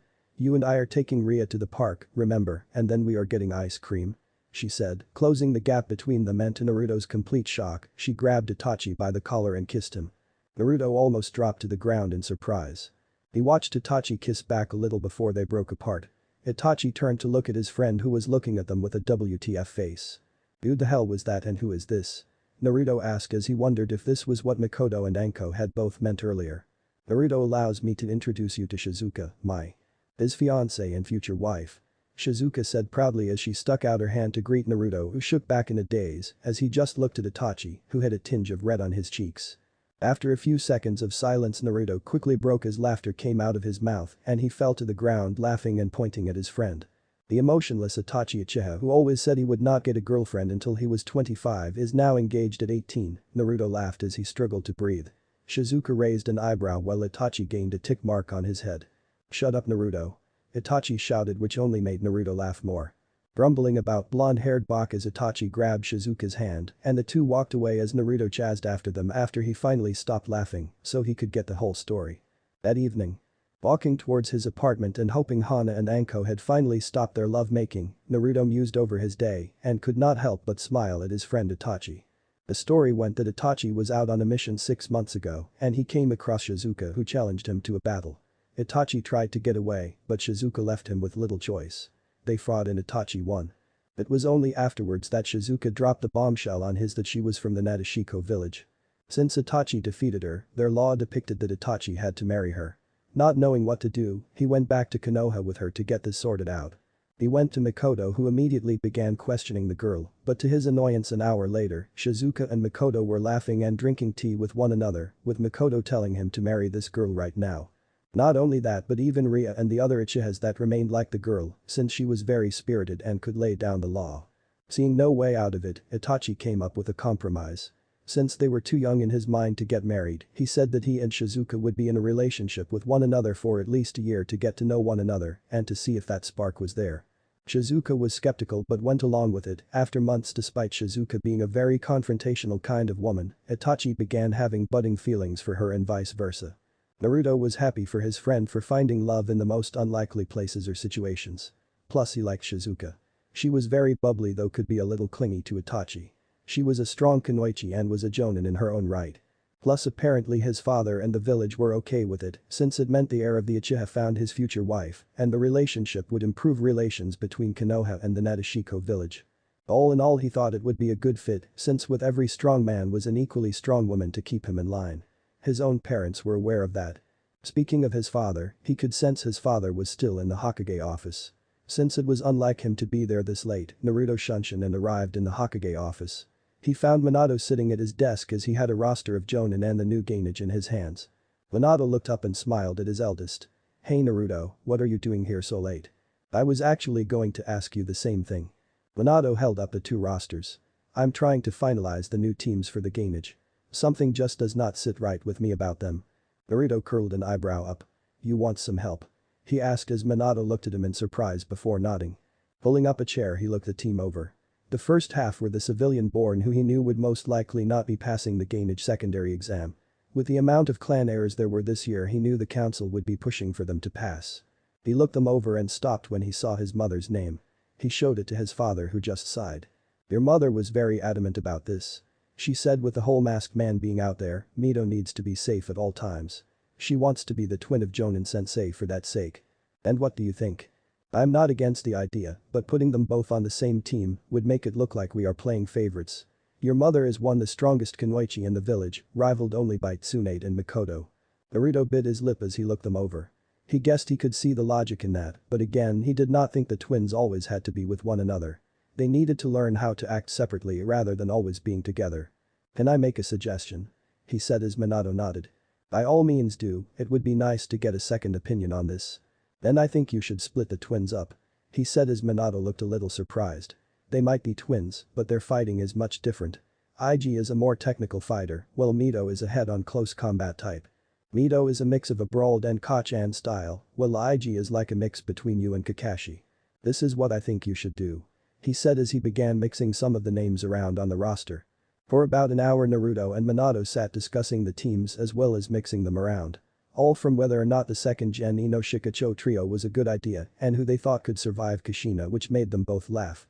They were both so into what they were doing that neither noticed Kushina peeking through the door and laughing and gaze adoringly as her husband and eldest bonded before she quietly sneaked off back home. Chapter 22. Student vs Teacher. "Do you both have everything you need for this morning?" Naruto asked Mito and IG as he enjoyed his breakfast round at his parents' house. It was not often that he ate breakfast at his parents' house anymore, despite Kushina always telling him to be over every day. The twins looked ready to burst into hysterics as both nodded eagerly, Mito especially, and could barely contain her excitement. Next to him Mina ate her toast as she listened to her older brother and sister talk about all the cool things they were going to know that they were shinobi, while Naruto just laughed at how the twins thought they were going to go out saving princesses. They are going to be heartbroken, Naruto thought, since all gainage had to submit to the torturous D ranks. It was like a coming-of-age requirement, especially that Hellcat Tora. Naruto shudders at the thought of that cat. "Are you sure you both have everything? It would not be wise to leave anything behind, especially on team assignment day," Kushina prodded, repeating Naruto's question as she fought back a smirk. Only a few people were aware that Kushina was taking another team, and Naruto wondered how Mito would take it. Since they were similar in fighting styles, Mito would thrive under their mother's tutelage, since now that she was a gainage. She could really learn the good stuff now. "We have everything, Kachan," the twins both said in unison, though it sounded like they were more annoyed since Kushina had asked them 3 times already. "I'm just making sure it sinks in. I want my babies to be prepared for what's to come," she said as stood behind the twins and kissed the tops of their heads, making them both pout. "We are not babies anymore, Kachan," they said in unison, again making Kushina laugh and Naruto and Mina smile. "You are always going to be my babies no matter how old you get," she said, stroking the tops of their heads, making their posts disappear as soft smiles now graced their faces. "It's almost 11. You two better get going. Remember, be nice to your teammates, do not complain who you are with, and do not disobey your sensei's orders, understand?" Naruto told them as both nodded and quickly hopped out of their chairs. Both wore their uniforms from their day sparring with Naruto and had their gifts from him strapped to their bodies, while they had their headbands worn proudly on their foreheads. "Going munchkins," he said as they both hugged him from his seat before going over to Mina, who gave them both sloppy good luck kisses. Then after their hug with Kushina, who held them both in a hug for nearly half a minute, they both went towards the front door and left the house. "They grow up way too fast," Kushina muttered since 3 of her 4 babies were now shinobi. She turned to look at her youngest. "Don't grow up too quickly, Mina-chan," she asked as Mina giggled and kissed her mother's nose. "Okay, Ka-chan," Mina said, making Kushina laugh, and began to gush over her youngest before she sent her upstairs to wash. Leaving just her and Naruto in the room, she began making her own breakfast since she didn't need to be at the Hokage's office until 11:30, giving her a bit of time with her eldest. She sat down just off to the side of him and watched as he finished his breakfast and pulled out a little pocket book from his pocket. He pulled out a brush and began writing and drawing in it. Kushina bit into her toasts and leaned over. "What are you doing, sweetie? You look like you're concentrating hard," she said, trying to look at the page. Naruto chuckled. "It's a little sealing book. It just has stuff on sealing and ideas of potential sealing jutsu I come up with. I'm currently working on one at the moment and hopefully it will prove to be a success." He now had his mother's full attention. Anything to do with her attention was yours. "What's the idea?" "Let me see," she said, trying to look at the page though Naruto kept moving it out of the way. Kushina pouted and started climbing over her son to try and get to the book. Just to annoy her some more, Naruto stood up and put the book above his head. Since his mother was not very tall, she immediately growled in annoyance before she took a few steps back and used the chair to vault herself. She slammed into Naruto and as she went down grabbed the book. "Aha!" she said in triumph and quickly began looking at what he was currently working on while Naruto pouted beside her. "No fair, Ka-chan," he said while Kushina stuck her tongue out at him. As he sat back up, Kushina's eyes began gliding over the page. It was piquing her interest more and more since she saw that the current seal design had traits of a trap seal along with an attack, defense and sensing seal incorporated into it. She tried to figure out what it was but she was coming up blank. "What is this exactly?" she asked since she was very curious over it. Naruto, who finally sat up, scratched the back of his head. "Well, I know that for a kunoichi one of the worst traumas is rape while out on a mission. So lately I have been trying to develop an anti-rape seal," he said as Kushina looked at him in surprise. Rape was the fear of every kunoichi all over the world. Having it taken from them by force stayed with them for life, and Kushina knew many past kunoichi that unfortunately had that unfortunate experience. It caused some to quit while others took their lives from the shame of it. "It works like this," he said as he took the book from Kushina. "The seal has chakra poured into it and is then marked over the woman's virginal area. If an enemy shinobi tried to enter her forcefully, then the seal would pick it up. But the sensing seal incorporated into it, it can sense whether they have good or bad intentions. If they have bad intentions, then the attack and defense seal part of it will activate. The defense will create a thin layer of chakra to protect her womanhood, while the attack seal sends out a sharp pulse of chakra, which should in theory dismember him of his manhood." Naruto said as Kushina looked at her soon in amazement. Her looks went from Naruto to the seal then back to Naruto. This seal could be revolutionary for kunoichi everywhere. This could change everything for us, as she thought. How did no one think of this before? The concept is so simple and with the right skills it could be very possible. She had to tell Minato about this later since he would be feeling the exact same thing towards him. "What do you think?" he asked as Kushina gave him a proud look.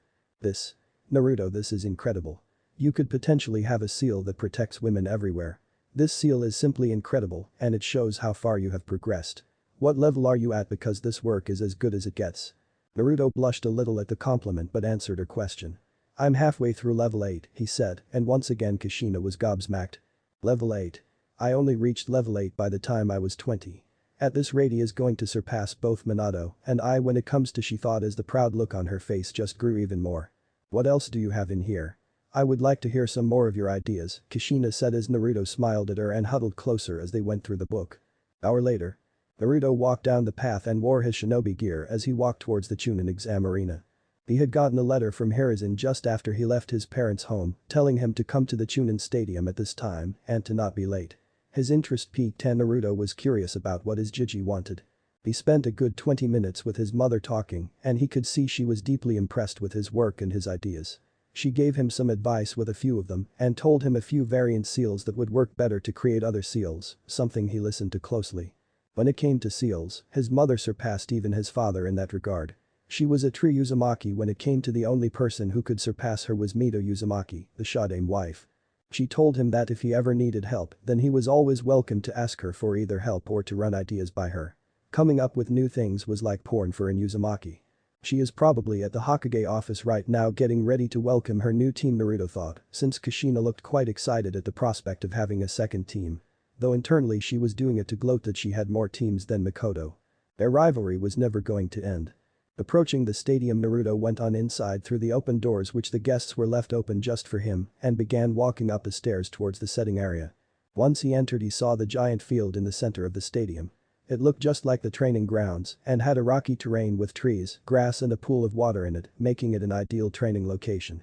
Though he stopped in his spot and could not help but let a grin appear on his face when he looked down at the center of the field. Standing dead center in the field was the Sandaime Hokage Hiruzen Sarutobi, decked out in his full battle gear with a concentrated look on his face. Despite his age, the man was intimidating as ever, and Naruto could feel the power that radiated for him. He jumped from the stadium and landed a few meters in front of Hiruzen. "I take it you want that spar we promised one another now?" Naruto said as it was now Hiruzen's turn to smirk. "It is. I want to see just how far you have come in these 3 years of Naruto. I have been eagerly waiting for the moment to take you on one-on-one like this, and I don't plan on taking it easy on you like I did when you were younger." Naruto's grin stayed on his face as he took off his jacket and threw it to the side, revealing his muscled and powerful arms. "Digi, I would not have it any other way," he said as Naruto and Hiruzen began doing a few stretches. "Are both warriors ready?" A loud voice called out as Naruto looked over to see Tsunade standing in the cage box with a grin on her face. She had wanted to see this match for a long time as well and hoped she would get her turn against her student in due time as well. Naruto gave her a nod and thumbs up which Hiruzen gave her as well. "In that case, get ready," she said as Naruto and Hiruzen both got in their taijutsu stances and both now had a focused look on their faces as they examined each other's stances. From up top on the stands, two Izumo and Katetsu, who were currently off duty, saw the doors to the stadium open and went to check it out. They saw Sandaime Hokage and the son of the Yondaime about to square off with the Slug Sannin being the proctor of the match. They both had one thing in their minds. "We need to tell everyone," they said before making a few clones each and began spreading the word of this to the entire village. "I think we are going to have company," Naruto said as he quickly took a few kunai with barrier tags stuck to the bottom and set them around the arena. A thick blue barrier erected around the field to try and keep damage and attacks contained as best as they could. Once up, Naruto turned back to look at Hiruzen. After a few calm and silent moments, Tsunade's voice sounded out. "Begin." Both Hiruzen and Naruto shot off from their spots at extreme speed and slammed their fists against one another, making a strong shockwave suddenly hit the area as the teacher and student began to battle. Academy. Mito Uzumaki Namikaze sat proudly as she sat beside her best friend Ino Yamanaka and had her blade from Naruto resting in her lap. The two chatted about trivial things and listened as Ino began saying who she would like to be team-wise and hoping they were not complete bakas. But she noticed her friend kept glancing over towards her brother. It was no secret, at least to Mito anyway, that Ino had a big crush on her twin Iji, who was unfortunately as dense as their father when it came to seeing that a girl liked him. She looked around the room to see her other peer members. Shikamaru Nara was sleeping and Choji Akimichi, who was eating chips, were beside one another as usual since it was rare to see one without the other. Just in front of them was her brother who sat with Kiba Inuzuka and his puppy Akamaru who rested on top of his head. Shino Aburam, the ever-quiet member of class, sat at the back with the shy Hinata Hyuga beside him. Then in front of them was Yakumo Kurama, who was a nice girl, but she did not know her much, and a pale boy she did not recognize. Then glancing at the table in front of her twins was where Sasuke Uchiha and Sakura Haruno sat with said girl trying to get the Uchiha's attention. Sakura Haruno was Sasuke Uchiha's #1 fangirl and she got on Mito's nerves. They used to be friends before Sakura went all fangirl. She really did wonder how on earth she managed to pass. Then there was Sasuke Uchiha. The boy was always broody and constantly miserable in Mito's eyes and caused her friendship with him from when they were younger to deteriorate completely. Now he enjoyed letting people know he was stronger than they were and that everyone should bow down to him due to being from the Uchiha clan. He was nothing like Itachi, who Mito liked since she had known him ever since she was little and was always nice to her. But she stayed away from Sasuke since the look he gave her sometimes freaked her out. It was like he was going to walk over to her and drag her away with him and have his way with her. While she could hold her own perfectly, the way he looked at her made her feel uneasy. As she shook her head, Iruka walked in and everyone's attention focused on him. They listened in boredom for a good 20 minutes until eventually Iruka got to the part they had all been waiting for. "Now for the teams," he announced as everyone suddenly sat up straighter as Iruka began calling out everyone's names. After a few minutes of announcing the first 6 teams, he got to the main group. Team 7 will be Iji Namikaze, Sakura Haruno and Sasuke Uchiha. Your Jonin-sensei is Kakashi Haddock, he called as Sakura whooped loudly at being on her crush's team, while Sasuke just grunted. IG meanwhile groaned at the thought of being with the emo and the fangirl. Biba patted him on the back.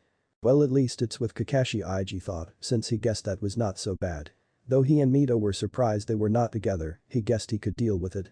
Teammate will be Shino Aburam, Yakumu Kurama and Hinata Hyuga. Your Jonin-sensei is Kurina Yuhi. Said three. Gainage looked at one another and nodded, being happy with the outcome. Team 10 will be Ino Yamanaka, Choji Akimichi and Kiba Inuzuka. Your Jonin-sensei will be Asuma Sarutobi. Ino quickly cried out in horror since she was stuck in her mind with the fatty and the kid with fleas. Choji didn't mind and gave a thumbs up to Kiba, who happily gave one back. Team 9 is still operational, he said before getting to his last team. The final team is Team 11 consisting of Mito Namikaze, Shikamaru Nara and Sai. Your Jonin-sensei is Kushina Uzumaki. Both Mito and IG had their jaws dropped. Why Kachan Mito's my sensei? The twins thought, both clearly surprised as was the rest of the class. They all knew the twins' mother was one of the best in the village that was on par with the Sannin. Sasuke seethed a little, both at not getting such a powerful teacher and not being on Mito's team. Mito meanwhile looked around the room at her two teammates. Shikamaru I can work with, though the lazy ass is going to need a push every 5 minutes, she thought, since she knew how lazy Nara could be. But she was a little stumped at the pale kid with a smile on his face. As they chatted amongst one another, they all saw another come into the room and whisper into Rick's ear. Everyone's attention was on them since they saw Iruka's look of disbelief on his face. Right now in the stadium? Iruka asked as he nodded vigorously. Iruka-sensei, what's happening in the stadium? Ino asked as everyone's attention was peaking. Iruka turned to them looking a little conflicted, but beside him tapped him on the shoulder. Come on Iruka, when are they going to see a battle like this again? It might do them some good to see it, he said before he left the room. Iruka saw the eager faces on their faces and spoke up. I just got word that the Sandaime Hokage is in a sparring battle in the stadium with the Hokage's eldest child, and it seems to be getting quite heavy. Many shinobi are going to watch.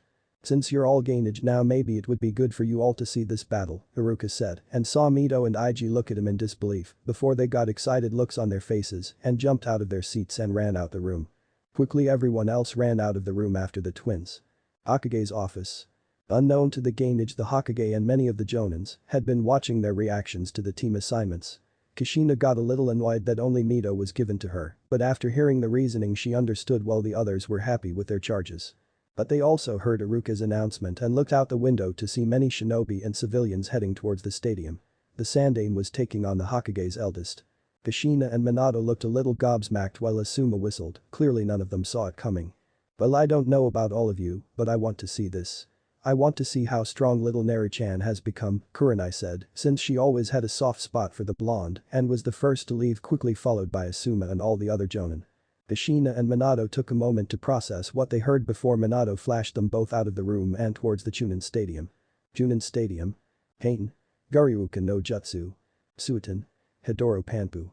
A huge blast of fire and water shot out of the mouths of Naruto and Hiruzen and collided into one another as the air-rank techniques fought for dominance over one another and steam began to pour into the air.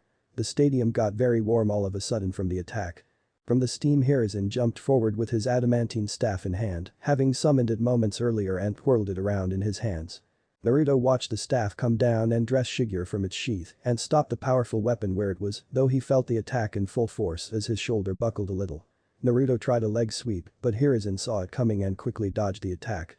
Seeing Hiruzen in midair, Naruto quickly made more hand signs. Futen.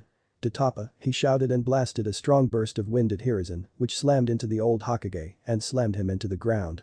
However, the previous Hokage burst into smoke. The clone Naruto thought, as did many others as Naruto began looking around. He is not to my right, left, front or behind. No way would he try the air after that attack, which leaves one place. Takra swirled around Naruto's right fist before he slammed his fist to the ground, causing a shock wave to hit the ground and making the earth all around him to explode upwards, as well as causing cracks to form along the walls and barrier. From the left of him, Hiruzen was forced out of the ground from the attack, but again he disappeared in smoke.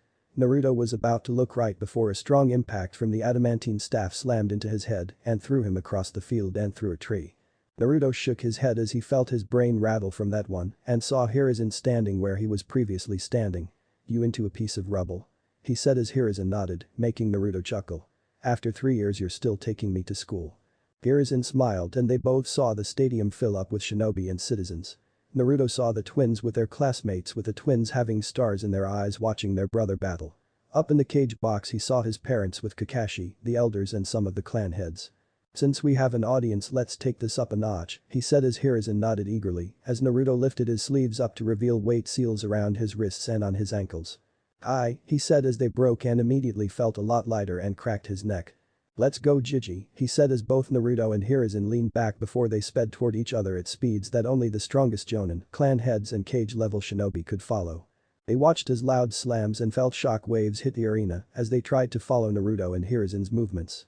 After a minute they saw Naruto and Hiruzen appear on top of the wall by the edge of one of the barriers and watched as Naruto slammed right fist into Hiruzen's face and Hiruzen slammed his left fist into Naruto's. They stepped back and then both did a high kick connected with one another and caused the one beneath them to completely collapse. For the next 10 minutes everyone leaned forward in awe as they watched the Sandaime Hokage and the eldest of the Yondaime duke it out with one another as they threw fist after fist, swing after swing and jutsu after jutsu at one another. His parents were barely able to comprehend what was happening. They knew he must have gotten stronger, but to such a degree was just incredible. Tsunade grinned meanwhile, knowing she helped create this fine shinobi in front of her. In the stands the Gainage were all in awe as were then many of the Jonin and all the civilians. Mito and Ig could stay in their seats since watching their big brother fight such a powerful shinobi was the most awesome sight they had ever seen. "Naru-chan is incredible," Kushina whispered in awe as Mikoto stood next to her in a similar state. Minato was lost for words as was Tsunade before Minato put his hand in pocket and pulled out a bingo book and began looking for Naruto's page. When he did his eyes almost rolled out of their sockets. He handed it over to Kushina who had Tsunade and Mikoto look over her shoulders. They read the page in front of them and looked ready to faint completely. Not only was Kushina, Tsunade and Mikoto reading it, but many of the clan heads and the elders were reading the bingo books they kept on them and began to realize just how much potential and how powerful this young man really was. He could be a real benefit to this village, Inoichi stated as Shikaku Nara and Choza Akimichi all nodded in agreement. His strength is indeed impressive. He would make a fine tool for this village, Hamura said, but did not see the glare from Kushina for the tool reference. As they fought in the air both landed a strong kick to one another, making them both fall towards the ground. "How strong is this Hiruzen?" Enma complained to his summoner though Hiruzen did not answer. He was enjoying the battle too much. Naruto barely touched the ground before he pushed himself back into the air and with his hand on Shigeru and his other hand on his wrist, he swung down. "Hiryu.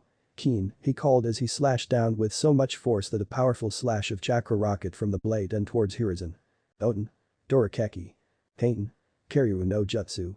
Hiruzen performed the two jutsu in rapid concession as a large boulder of earth formed from the earth to try and block the strike, while from behind it, a large dragon head made of fire shot over it and towards Naruto. The strike destroyed the wall of earth, showing how powerful it was, but being weakened by the earth wall, Hiruzen struck the slash with his adamantine staff and destroyed it, while the fire dragon was still heading towards Naruto. "Suiten. Sujinheki." Taking a deep breath, a large torrent of water shot out of Naruto's mouth and formed a large wall encampment around Naruto, creating a strong shield of water to protect him. The dragon hit the water wall, and the wall managed to do its job, as steam was all that was left as the dragon disappeared. As Naruto landed on the ground, Hiruzen appeared next to him and did more hand seals. "Doten. Dorak Taiga." The ground beneath Naruto suddenly became soft and clumpy and found himself skidding as mud now covered his legs. "Kaiten. Kiryu Enden." With another jutsu the dragon fired bullets shot forward and hit Naruto as his body engulfed in fire. Many in the arena looked worried and thought it was over, but watched as Naruto poofed out of existence, showing it was just a clone. Before they could scan where he was, they watched as Naruto dropped out of the sky with his right fist with chakra around it. He was coming down too fast and Hiruzen would never have been able to dodge it, so with his adamantine staff, Hiruzen blocked Naruto's powerful strike. The amount of power was evident when a strong shockwave slammed into everything that was behind Hiruzen and destroyed what remained of one of the walls. Meanwhile Hiruzen noticed that a very tiny crack appeared in his staff. The fact that his staff is supposedly indestructible, it shows how strong that strike was. "Futen. Fukunai," Naruto said as Kanai's wind formed around him and shot off towards Hiruzen at a very quick speed. "Taitan. Gakakyu no Jutsu," Hiruzen said as the fireball engulfed the kunais, getting rid of them completely before Naruto shot forward, and everyone that could see him move saw him draw at Shusui as he now gripped his two swords in his hands. "Two swords, huh?" Many thought since they guessed Naruto must have picked that up during his time away. Hiruzen held his staffs in his hands as he readied for the blades to him, but to his and everyone, surprised Naruto did not aim at him and instead spun around him. It was only as he watched Naruto spin around that he noticed his chakra and wind element were gathering. It's not meant to strike, it meant to push, Hiruzen suddenly realized, but before he could get away a powerful gust of wind suddenly picked up and slammed into Hiruzen, throwing him high into the air as he spun around out of control. Takanami, Naruto said as he watched a wind through Hiruzen into the air while Kushina looked impressed at them. Using swords and rotation to pick the wind up and slam it into the opponent. It's very effective and very creative, Kushina applauded as everyone else nodded. On the ground Naruto watched as Hiruzen went into the air and began to fall back down again. He jumped and landed on the wall and caused the familiar swirling sound of it to sound out. Everyone watched as they formed into his hand as Naruto jumped from the wall towards Hiruzen and slammed it into the old Hokage's gut. Rasengan, Naruto called out as it hit its mark and threw Hiruzen from the air right into the wall back on the ground, making a loud crash ring out as a small dust cloud formed. Whoa, the twins both said as did many of the other students and civilians. The shinobi looked a little awestruck at how this young shinobi was faring against a former Hokage. Naruto grinned and landed on the ground, but before he could do anything Hiruzen's staff suddenly extended and slammed into his gut, forcing him back and slamming him into the wall as well. That sucked, Naruto complained as he felt the wing get completely knocked out of him. Everyone was on their feet as both shinobi were looking down at the arena. Naruto-chan and Hiruzen are really going at it. The arena is almost destroyed, Kushina said and looked down at the spot where her son landed. Well, I am not all that surprised. Sensei has wanted to test Naruto ever since he left to join the Guardians. I know he has been looking forward to this spar for some time, Tsunade stated. I don't think we can really call it a spar since the stadium is almost gone, Shikaku Nara stated with many nodding in agreement. As expected, Itachi said as Shizuka, Anko and Hana all sat with him in the stands having heard about this matchup earlier. He was bound to get stronger, but to go against a former Kage is nothing short of incredible, Kurenai stated as Asuma nodded his head with the other Jonin. Safe to say I think little Naruto has surpassed us all, Shizune said with many of the Jonin grumbling, but knowing it was true. I think there are only a handful of people that could beat him now, and they are all in a cage. They looked up at the cage box where Minato, Kushina, Tsunade and Mikoto were standing, and they quickly all nodded. The chatter quickly died down when they saw both Naruto and Hiruzen get out of the holes in the wall. Hiruzen's helmet was gone as was the bit of clothing where he hid. The scorch mark was present on his stomach and had multiple bruises and cuts forming on his face and arms with a small trickle of blood going down his forehead. Naruto was in a similar state with bruises and cuts over his body, but saw a large gash on the side of his face, where he impacted the wall which was bleeding profusely and most of his shirt was gone, revealing his muscles. Many of the females in the stadium blushed at his physique, while others winced at the gash, since it looked like a nasty one, as blood kept leaking from it. I think you should get that gash seen too Naruto-kun, Hiruzen said, but Naruto shook his head. I will afterwards. If I tried to use them in a real-life battle, then the enemy would not give me a chance to heal myself, he stated as spat a bit of blood out of his mouth. Many agreed with the statement since it was very true. Hiruzen just nodded to him as Naruto sheathed Shigure and just had Shusui out. Quickly the two stormed forward and clashed again as the adamantine staff met the black blade. Bitoryu. Shishido. A single long slash pushed towards Hiruzen as Naruto swung his blade down, but Hiruzen blocked the strike with his staffs and caused it to vanish. Hiruzen swung his staff around his head before his hands went into his pouches. Shuriken Kage Bunshin no Jutsu. Hundreds of shurikens suddenly appeared in the air and sped towards Naruto, who knew there were too many to count. It was rare to find someone who could create clones of ninja weapons in such a way, but then again Hiruzen was the professor for a reason. Fuden. Danjekonami, he said slamming his hands on the ground as a strong shockwave of wind hit the arena and forced the kunai away as Hiruzen held his hands in front of his face. As he did Naruto appeared and kicked him in the guy sending him towards the wall. However he landed on the wall and punched Naruto right where the gash was sending a strong wave of pain through Naruto's head and making him stumble back as more blood poured down his face. Hiruzen gave him an apologetic look, but Naruto understood. In battle you use injuries to your advantage. Hiruzen nodded as the two began a match between Bijutsu and Kenjutsu. As sparks flew between them for the next 5 minutes those Jonin or above noticed Naruto moves had gotten slower and saw his face had gone a little pale. The wound on his head was now taking its toll on him. Though looking at Hiruzen they could see he had taken quite a beating and with his old age, he was beginning to slow down as well now. Akage-sama, we might want to stop them before one of them gets badly hurt or before we lose the stadium completely, Shikaku offered as Minato nodded. Kushina looked at Naruto worriedly and she could see how nasty that wound on his head was. Minato gave the word to Tsunade who nodded and held her arm up for everyone to see. The match is over, she shouted as Naruto and Hiruzen's fists stopped just inches from one another's. Since we have no victor or loser this match is a draw. The whole stadium was silent as the declaration, but to Naruto's surprise no one booed, but instead cheered and gave a round of applause for the amazing match they just watched. Oni-chan is the best, he could hear from Mito and Ig as well as Mina who was sitting with Shizune. He looked up to see his mother clapping wholeheartedly shouting praise for her baby as was Makoto, while Minato was sending him a proud look. He looked over at the Jonin and saw Kurenai give him an appraising nod and Asuma give him a thumbs up for being able to keep up with his old man. Guy and a mini clone of his were shouting about youth while Kakashi was too busy reading his Icha. Naruto sighed happily to himself as he let himself fall to the ground with him landing on his butt as he took a breather. The throbbing pain in his head was horrid and it made him feel like he had an Anko hangover with no sleep. He felt Hiruzen sit down beside him as Enma changed back into his regular form and rubbed his shoulders. I don't think we have fought like that in nearly 2 decades, he said as Hiruzen quickly agreed with him before Enma returned to his home. Naruto enjoyed the rest as he looked over at his Jiji. You weren't going all out were you Jiji? He said as Hiruzen shrugged and smiled at him. Maybe not, but we both know you weren't either, he said, referencing his Mokuton. Hiruzen was using a good 70% of his strength and Naruto was around the same. If the match had gone on any longer, then Hiruzen would have been the victor due to having more experience and Naruto's head injury. Despite that he was proud of his surrogate grandson since he had become a splendid shinobi and now knew without a doubt Naruto would surpass him very soon. As they sat down talking, Tsunade along with Kushina appeared in front of them as Kushina began fussing over Naruto and telling him how proud she was of him. She gave him lots of mother kisses which made him blush a little and those still watching to laugh. Look at the state of you two, Tsunade said, shaking her head at both of them as both Naruto and Hiruzen just gave her a cheesy smile. She rolled her eyes before she looked over at Kushina. Let's get them to the hospital and get them patched up, Tsunade said with Kushina agreeing completely as she took her son's right arm over her shoulder and helped him up while Tsunade did the same with Hiruzen before leaving.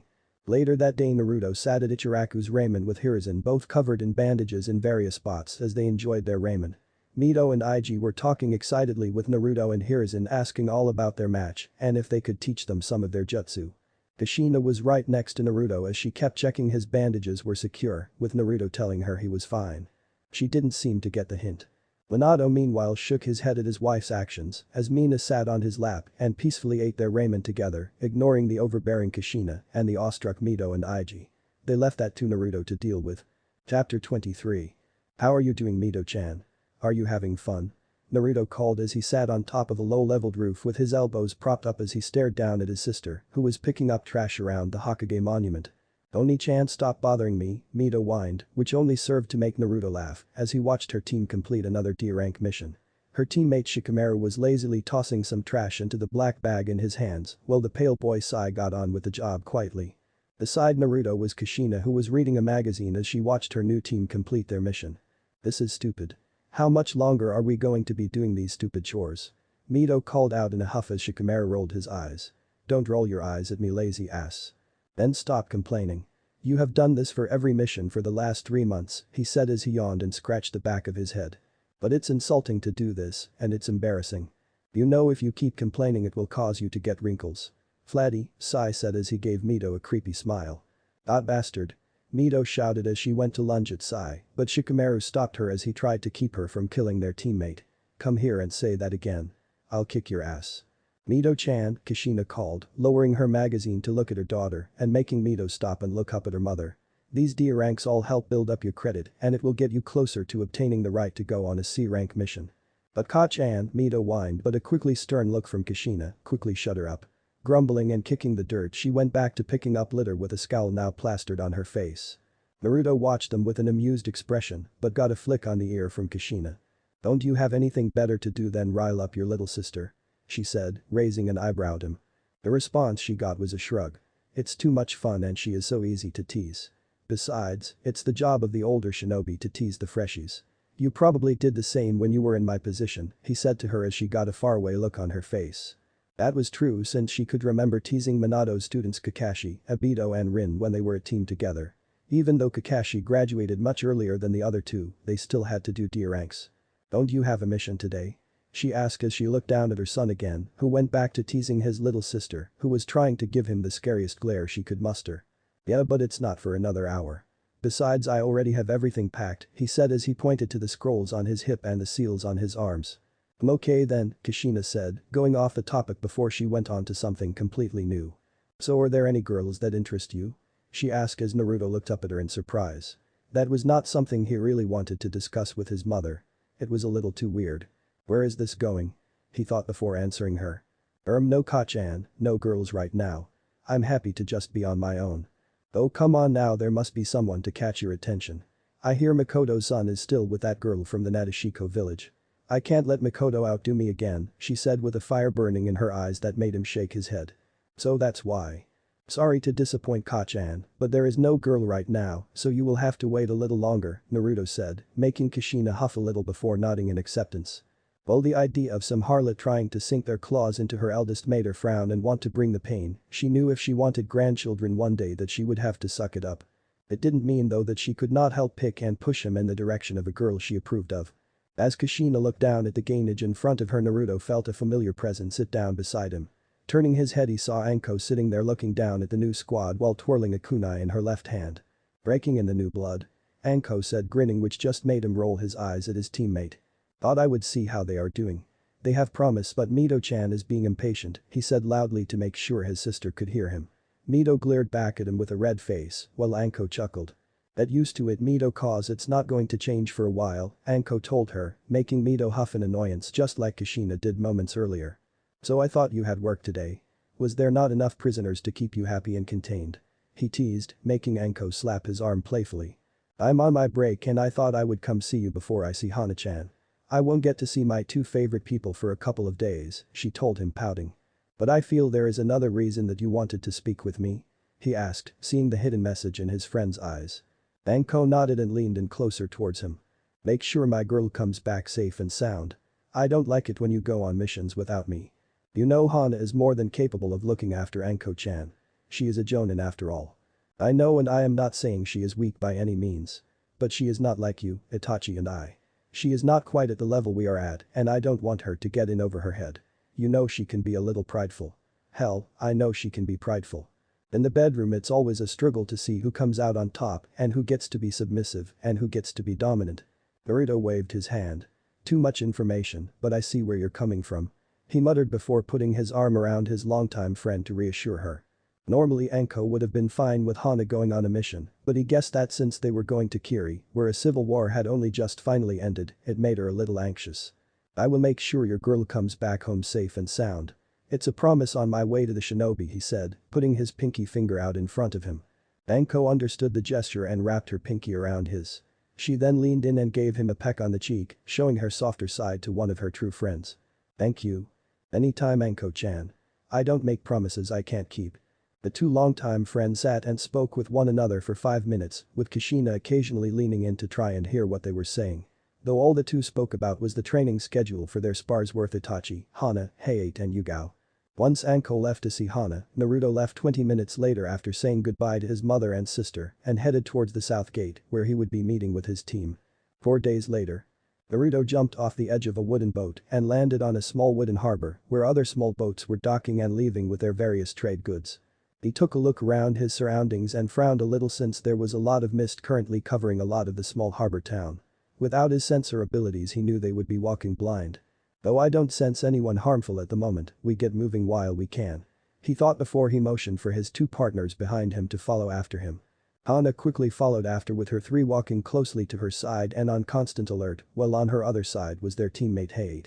Though Hayate was still sickly and probably always would be, he had really stepped up as a shinobi and proved that he could fight just like everyone else in his age group and quickly became a prominent member of their generation and someone that many other sickly children could look up to as a role model.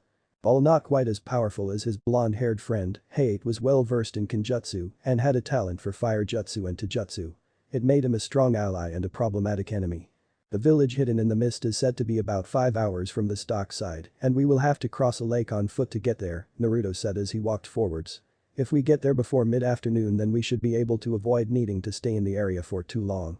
Right, that's probably for the best. They may still be antsy with the civil war only just having ended. Hana spoke up. Remember, this is simply a delivery mission. We give the given message scroll to the new Mizukage, wait for the response, and then we leave. We will be in and out of the village within an hour. Could this not be something the Hokage could not just send by Hawk? Hayate asked, thinking it would just be easier, but he quickly saw Naruto shake his head.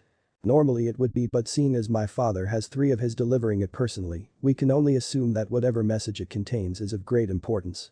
Both of his friends nodded before the trio checked around them, made sure they had everything before they took off into the nearby trees and traveled along the top of the branches at great speed. Naruto was perched at the front, Hana in the middle and Hate covering them from the back. They stayed in that formation for 2 hours as they traveled to the village hidden in the mist. Naruto was surprised just how true that name was as they traveled towards their destination. The mist was everywhere and it was so thick that you could barely see in front of you. You barely had at least 2 or 3 meters of clear vision until the mist would set in. Sometimes it was even lower than that. I can't let my guard down for even a second. An ambush or any kind could be waiting for us at any moment. I'm starting to think sending a hawk might have been the better choice. When they estimated that they were at least 2/3 of the way there to the village, both Hade and Hana stopped immediately when they saw Naruto stopped right in his tracks and had a focused look in his eyes as he scanned around them. "What is it?" Hade asked before he noticed Hana and her were growling and sniffing the air. They had smelt something and whatever it was making them get ready. "Hade, Hana, Manji formation," he called as the trio quickly got back to back while they were stationed left, right and center by Hana, with their jaws snapping at the air. "How many?" Naruto scanned his surroundings and felt 6 people all around them. From what he could tell they were all stationed at various points and at different heights. 6 at least. Be careful.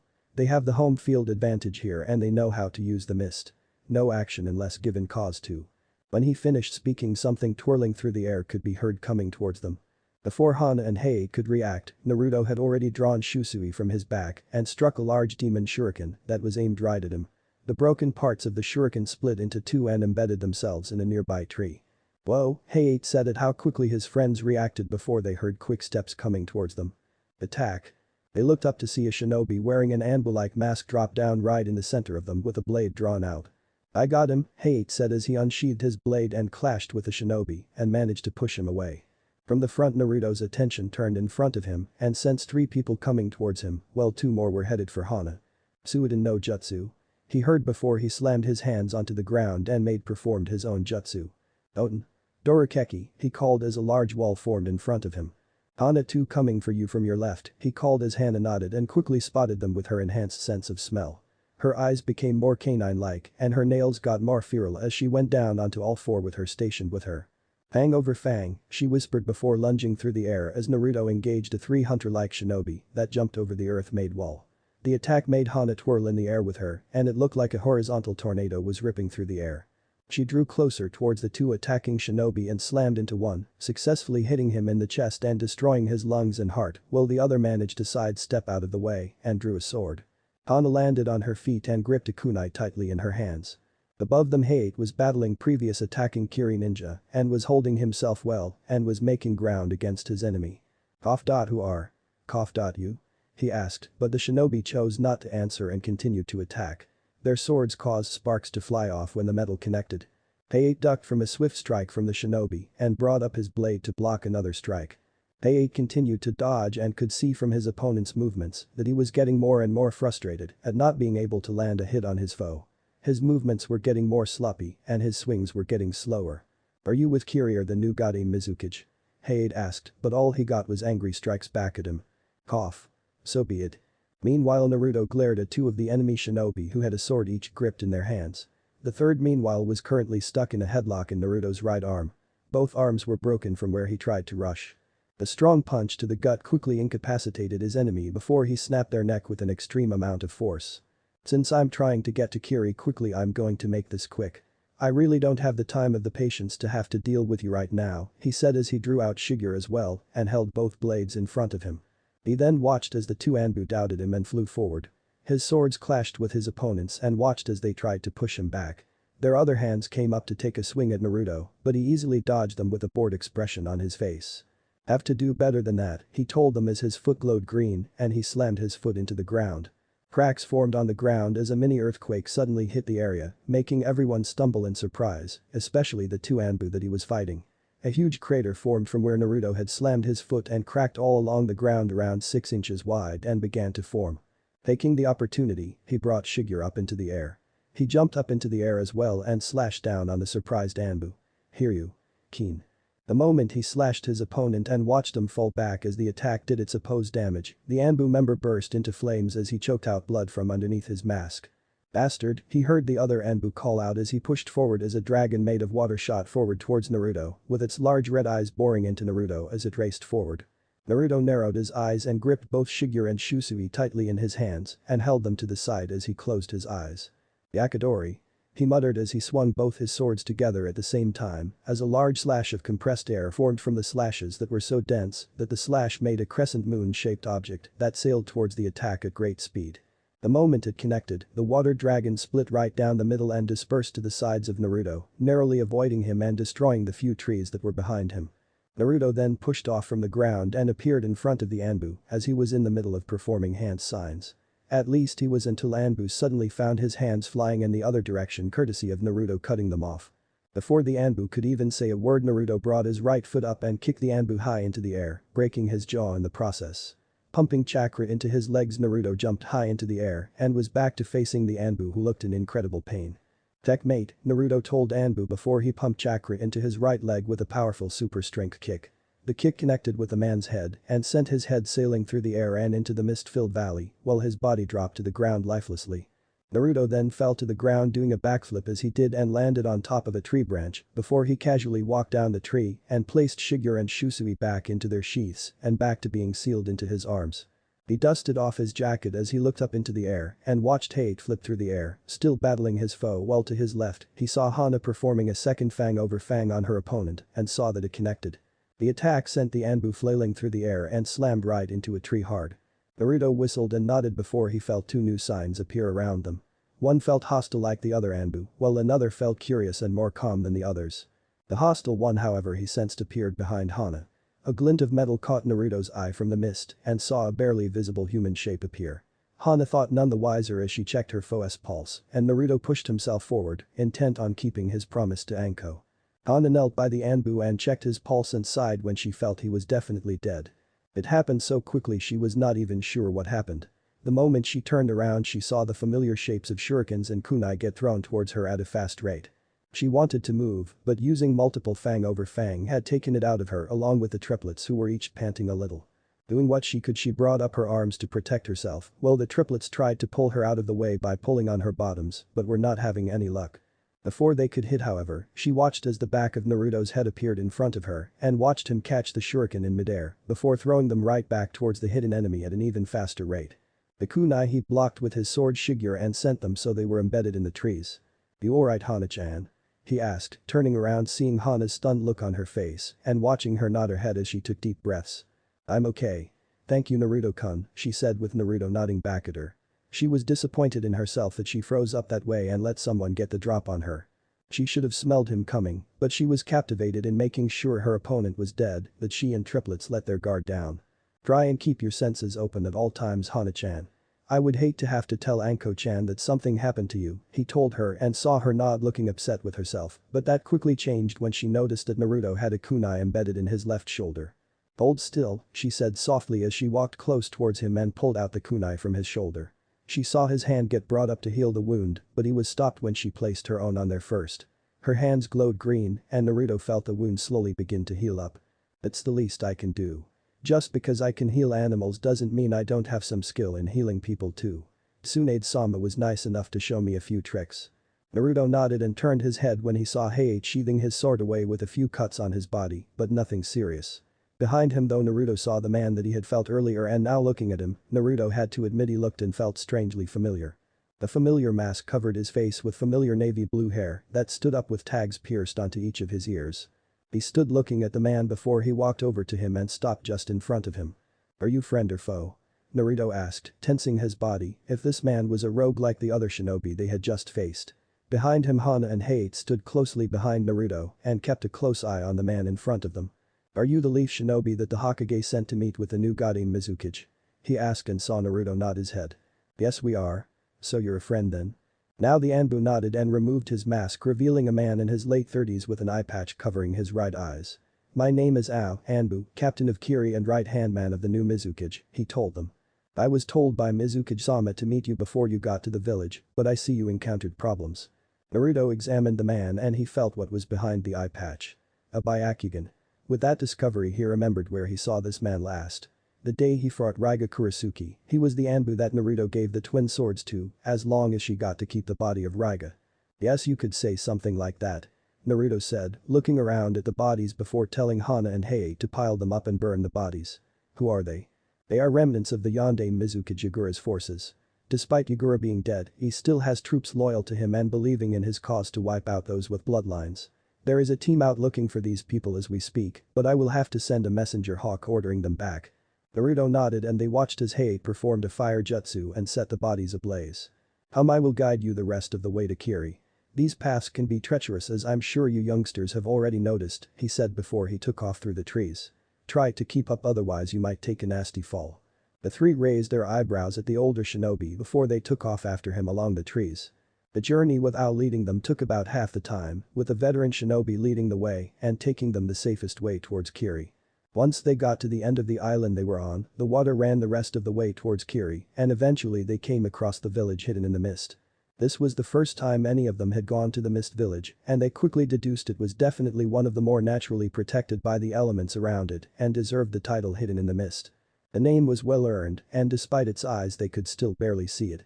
As they got closer the visibility got clearer, but with the mist and the cold temperature it felt like they were walking into a completely different world.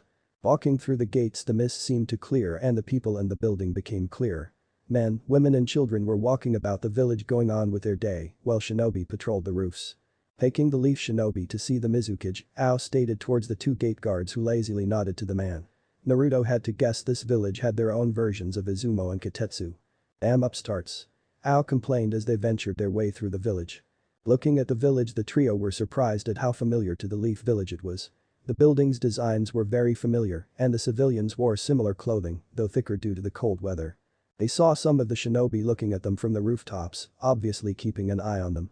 Naruto couldn't blame them since the Leaf Village would probably do the same thing when they visit other villages in their homes. Along the buildings Naruto saw a lot of the buildings had been damaged and were currently under reconstruction, along with new construction sites in various places. Many were being made out of stone and large rock-like materials.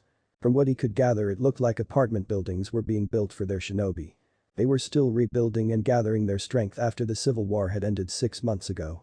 But the new Mizukage, whoever they were, Kiri had managed to set up a new council and government as well as bring in the civilians and shinobi that fled from the village at the start of the civil war. Eventually after a 15-minute walk they came to a large building similar to the Hokage building and they knew they had arrived at the residence of the Mizukage. Entering inside Ao nodded to the guards before he took them up a flight of stairs and stopped at the 3rd floor. "Tajiro is Mizukage-sama in?" Ao asked as they entered a reception's office and they saw a blue-haired teen with a large sword covered in bandages just exiting the Mizukage's office. They guessed he was either their age or at least a year younger. He looked a little nervous and timid when Ao began speaking with him and it looked like he had a blush on his face when he walked out the office. "Hi, Ao-senpai. Are these the Leaf Shinobi?" He asked nervously looking over at the trio who gave him a small wave, trying to be polite and friendly. "They are Chijuro," he said before turning serious to the younger shinobi. "I need you to go to the messenger Hokage and send out a message to Squad 5. Tell them the group they are tracking has already been found and dealt with and they are to return home." They saw Chijuro look over at them and saw him focus in on Naruto before he yelped back in surprise. "The Yonde Hokage-san," he said, panicking to their surprise before Ao got his attention back to him with a glare. "Hi senpai. I'll get right on it," he said and hurried out of the room, nervously avoiding Naruto as he went by. "What was that all about?" Naruto asked with a raised eyebrow before hearing Ao snort. "Why do you think so? Did you not see the giant sword on his back?" Ao asked, further confusing them before Ao knocked on the door in front of them while nodding to the receptionist behind the desk. Naruto, Hana and Hade all heard a soft voice telling them to come in as Ao pushed the door open and ushered them to come in. Stepping both Naruto and Hade understood what a Chijuro so red and flushed in appearance. The Mizukage who was sitting behind a desk doing paperwork was easily one of the most beautiful women that either of them had seen. She had a slender build with green eyes and ankle-length auburn hair styled into a herringbone pattern at the back, a top knot tied with a dark blue band and with 4 bangs at the front. 2 bangs are short, with one covering her right eye and 2 are long, crossing each other on her bust just below her chin. She wore a long-sleeved blue shirt that left her shoulders and the very top of her breasts exposed. Underneath, she wears a mesh armor and leggings with a dark-colored pair of shorts covering everything above the thighs. Naruto did everything he could to hide a blush, but it was not working out too well. Hei did not even bother trying to hide it and looked ready to faint at any moment. Even Hana looked a little hot and bothered by her. However, despite his blush when Naruto looked at her, he felt like he knew her from somewhere. She resembled a certain someone in his life, and it was intriguing. "Thank you, Ao," she said in a silky voice as Ao nodded and took his spot behind her and leaned against the wall. She then turned to face them with a polite smile on her face. Despite appearances, this woman was the Mizukage for a reason and knew that they should be on their guard just in case. "My name is Mei Terumi, the Goddess Mizukage of Kurigakure. I hope you all had a safe journey to our village. I would hate it if the leaf found out any of you were hurt in any way. I formally welcome you to our lovely village," said politely as the trio gave her a bow. "Especially you, Naruto-san. I am surprised a Hokage sent his eldest to come and see me. So you know who I am then?" he asked as she motioned for him to take a seat while Hana and Hate stood up behind him. Behind her desk the Mizukage chuckled. "Naruto-san, you will find that in Kiri you have become something of a legend here," she told him. "In the last 5 years you have fought and killed 2 of Kiri's 7 swordsmen. One of which was a low A class and the other a high A class shinobi. You have many of our shinobi tense and nervous when you enter through the gates, I'm sure." He nodded before realizing what Ao meant with Chijuro. He guessed the kid he met was a 7 swordsman in training. Though he was unsure which sword it was he was carrying. "Is that why Kiri still has a dead or alive bounty on my head?" he asked and just saw Mei continue to smile at him. "I may have forgotten to get rid of that," she said sweetly. That was mainly Yagura being paranoid. He didn't like the idea of youngsters like you becoming so powerful at such a young age. He nodded though was unsure if he believed her. He guessed her shinobi side was being covered up by the sweet and sultry mask she had created. "As true as that may sound, we won't have a problem here, will we? I don't feel like losing my head anytime soon," Naruto stated with Mei just continuing to smile at him as his hand rested on the seal that Shusui was sealed in. Behind her Mei knew Ao was tensing and preparing himself, but she waved him off, signaling that it was okay with Naruto doing the same for Hana and Hade, who were on guard and preparing themselves. "I'm glad that we understand one another, Mei-sama. I hope you don't mind me calling you Mei-sama," he said with Mei shaking her head. "Not at all, Naruto-san. I have never been one for honorifics," she stated as he nodded though Ao rolled his eyes, thinking his Mizukage should not be acting so nonchalant with the foreigners. "That's good to hear. Well, in any case we should just get this over with," he said as he put his left hand over his right wrist and channeled chakra into a small storage scroll. A small pop sound was heard and a bit of smoke before Naruto revealed a scroll in his hands. "This is from our Yondaime Hokage for your eyes and your eyes only," he said seriously as he handed the scroll over to the Mizukage. Mei readily took it and everyone watched her take on a more serious look as she opened the scroll and slowly began to read it. The team of Leaf Shinobi sat quietly in the office as they waited for a response from the beautiful Mizukage. Behind Mei, Ao was trying to look over her shoulder and Naruto even suspected he was tempted to use his Byakugan to read what it said. But one look from Mei made him go pale and look away. 5 minutes later Naruto, Hana and Hade watched as Mei finished writing a response back to the Hokage in a similar looking message scroll before sealing it up and handing it over to Naruto. "This is my response to the Hokage. In short, you can tell him I accept the proposal, but give him the scroll for a more detailed answer." Naruto nodded and watched as Mei leaned back in her chair and stared at him. Staring right back at her as he sealed it away into his wrist, he narrowed his eyes as his earlier thoughts about her came back. "Why does she look so familiar?" he thought as he looked at her. The hair and the jade green eyes were entirely new to him, but it was the skin tone and the shape of her face that bothered him. It was on the edge of his tongue, but it kept evading him. "Namikaze-san, I ask that you stop staring at the Mizukage." Ao spoke up roughly as Naruto was brought out of his thoughts, while Mei had a small grin on her face, mentally cheering that at 36, she could still make young men fall for her looks and charms. Her generosity of being partners with a leaf will only go so far, so don't get any ideas. He spoke, not noticing Mei's hair suddenly falling in front of her eyes, shadowing them over. "Partners? As in a wife and husband?" she thought glumly before turning back to look at Ao. "Shut up, Ao. Daughter, I'll kill you," she told him in a bittersweet voice that made Ao look like he had just been kicked in the crotch and had an aura of fear wrap around him like a blanket. Scary, everyone thought, while unbeknownst to everyone else, Naruto's eyes widened in size as realization hit him and began realizing who this woman reminded him of. The hair and eyes might be different, but some of the mannerisms and the way she speaks are the same with her. If I have her grow her hair out like Mei-san's, then they would almost match. He thought before he decided to put it to the back of his mind for now. If that will be all that, perhaps it's time we left, Naruto spoke as he stood up, trying to stick with the plan of not staying in the village for more than an hour. Of course, Naruto-san, Mei responded as she too stood up. Just as she did though, they all heard a tap on the window and turning around they all saw a Konoha messenger hawk by the window. Confused and surprised, she opened the window and took out the little message the bird carried before offering it to Naruto. "It's addressed to you," she said, surprised, as did Naruto and the other Leaf Shinobi. Taking the message, he opened it up and scanned the contents laid out by his father. Everyone watched as they saw a confused look turn from an angry look until it settled on a grinning look as he nodded his head. "Do you have a piece of paper and a pen I could use, Mei-sama?" he asked, with Mei nodding and handing over some paper and ink from her drawer. Quickly writing a response, he replied back the message, and sending the hawk back off to Konoha, he turned around towards Hana and Hade. It seems Kakashi and his Gainage team ran into some trouble in Wave Country. We've been instructed to go help them, he said, with Hana and Hade quickly nodding. They were both about to leave, but saw Naruto staying put and turned to look at Mei.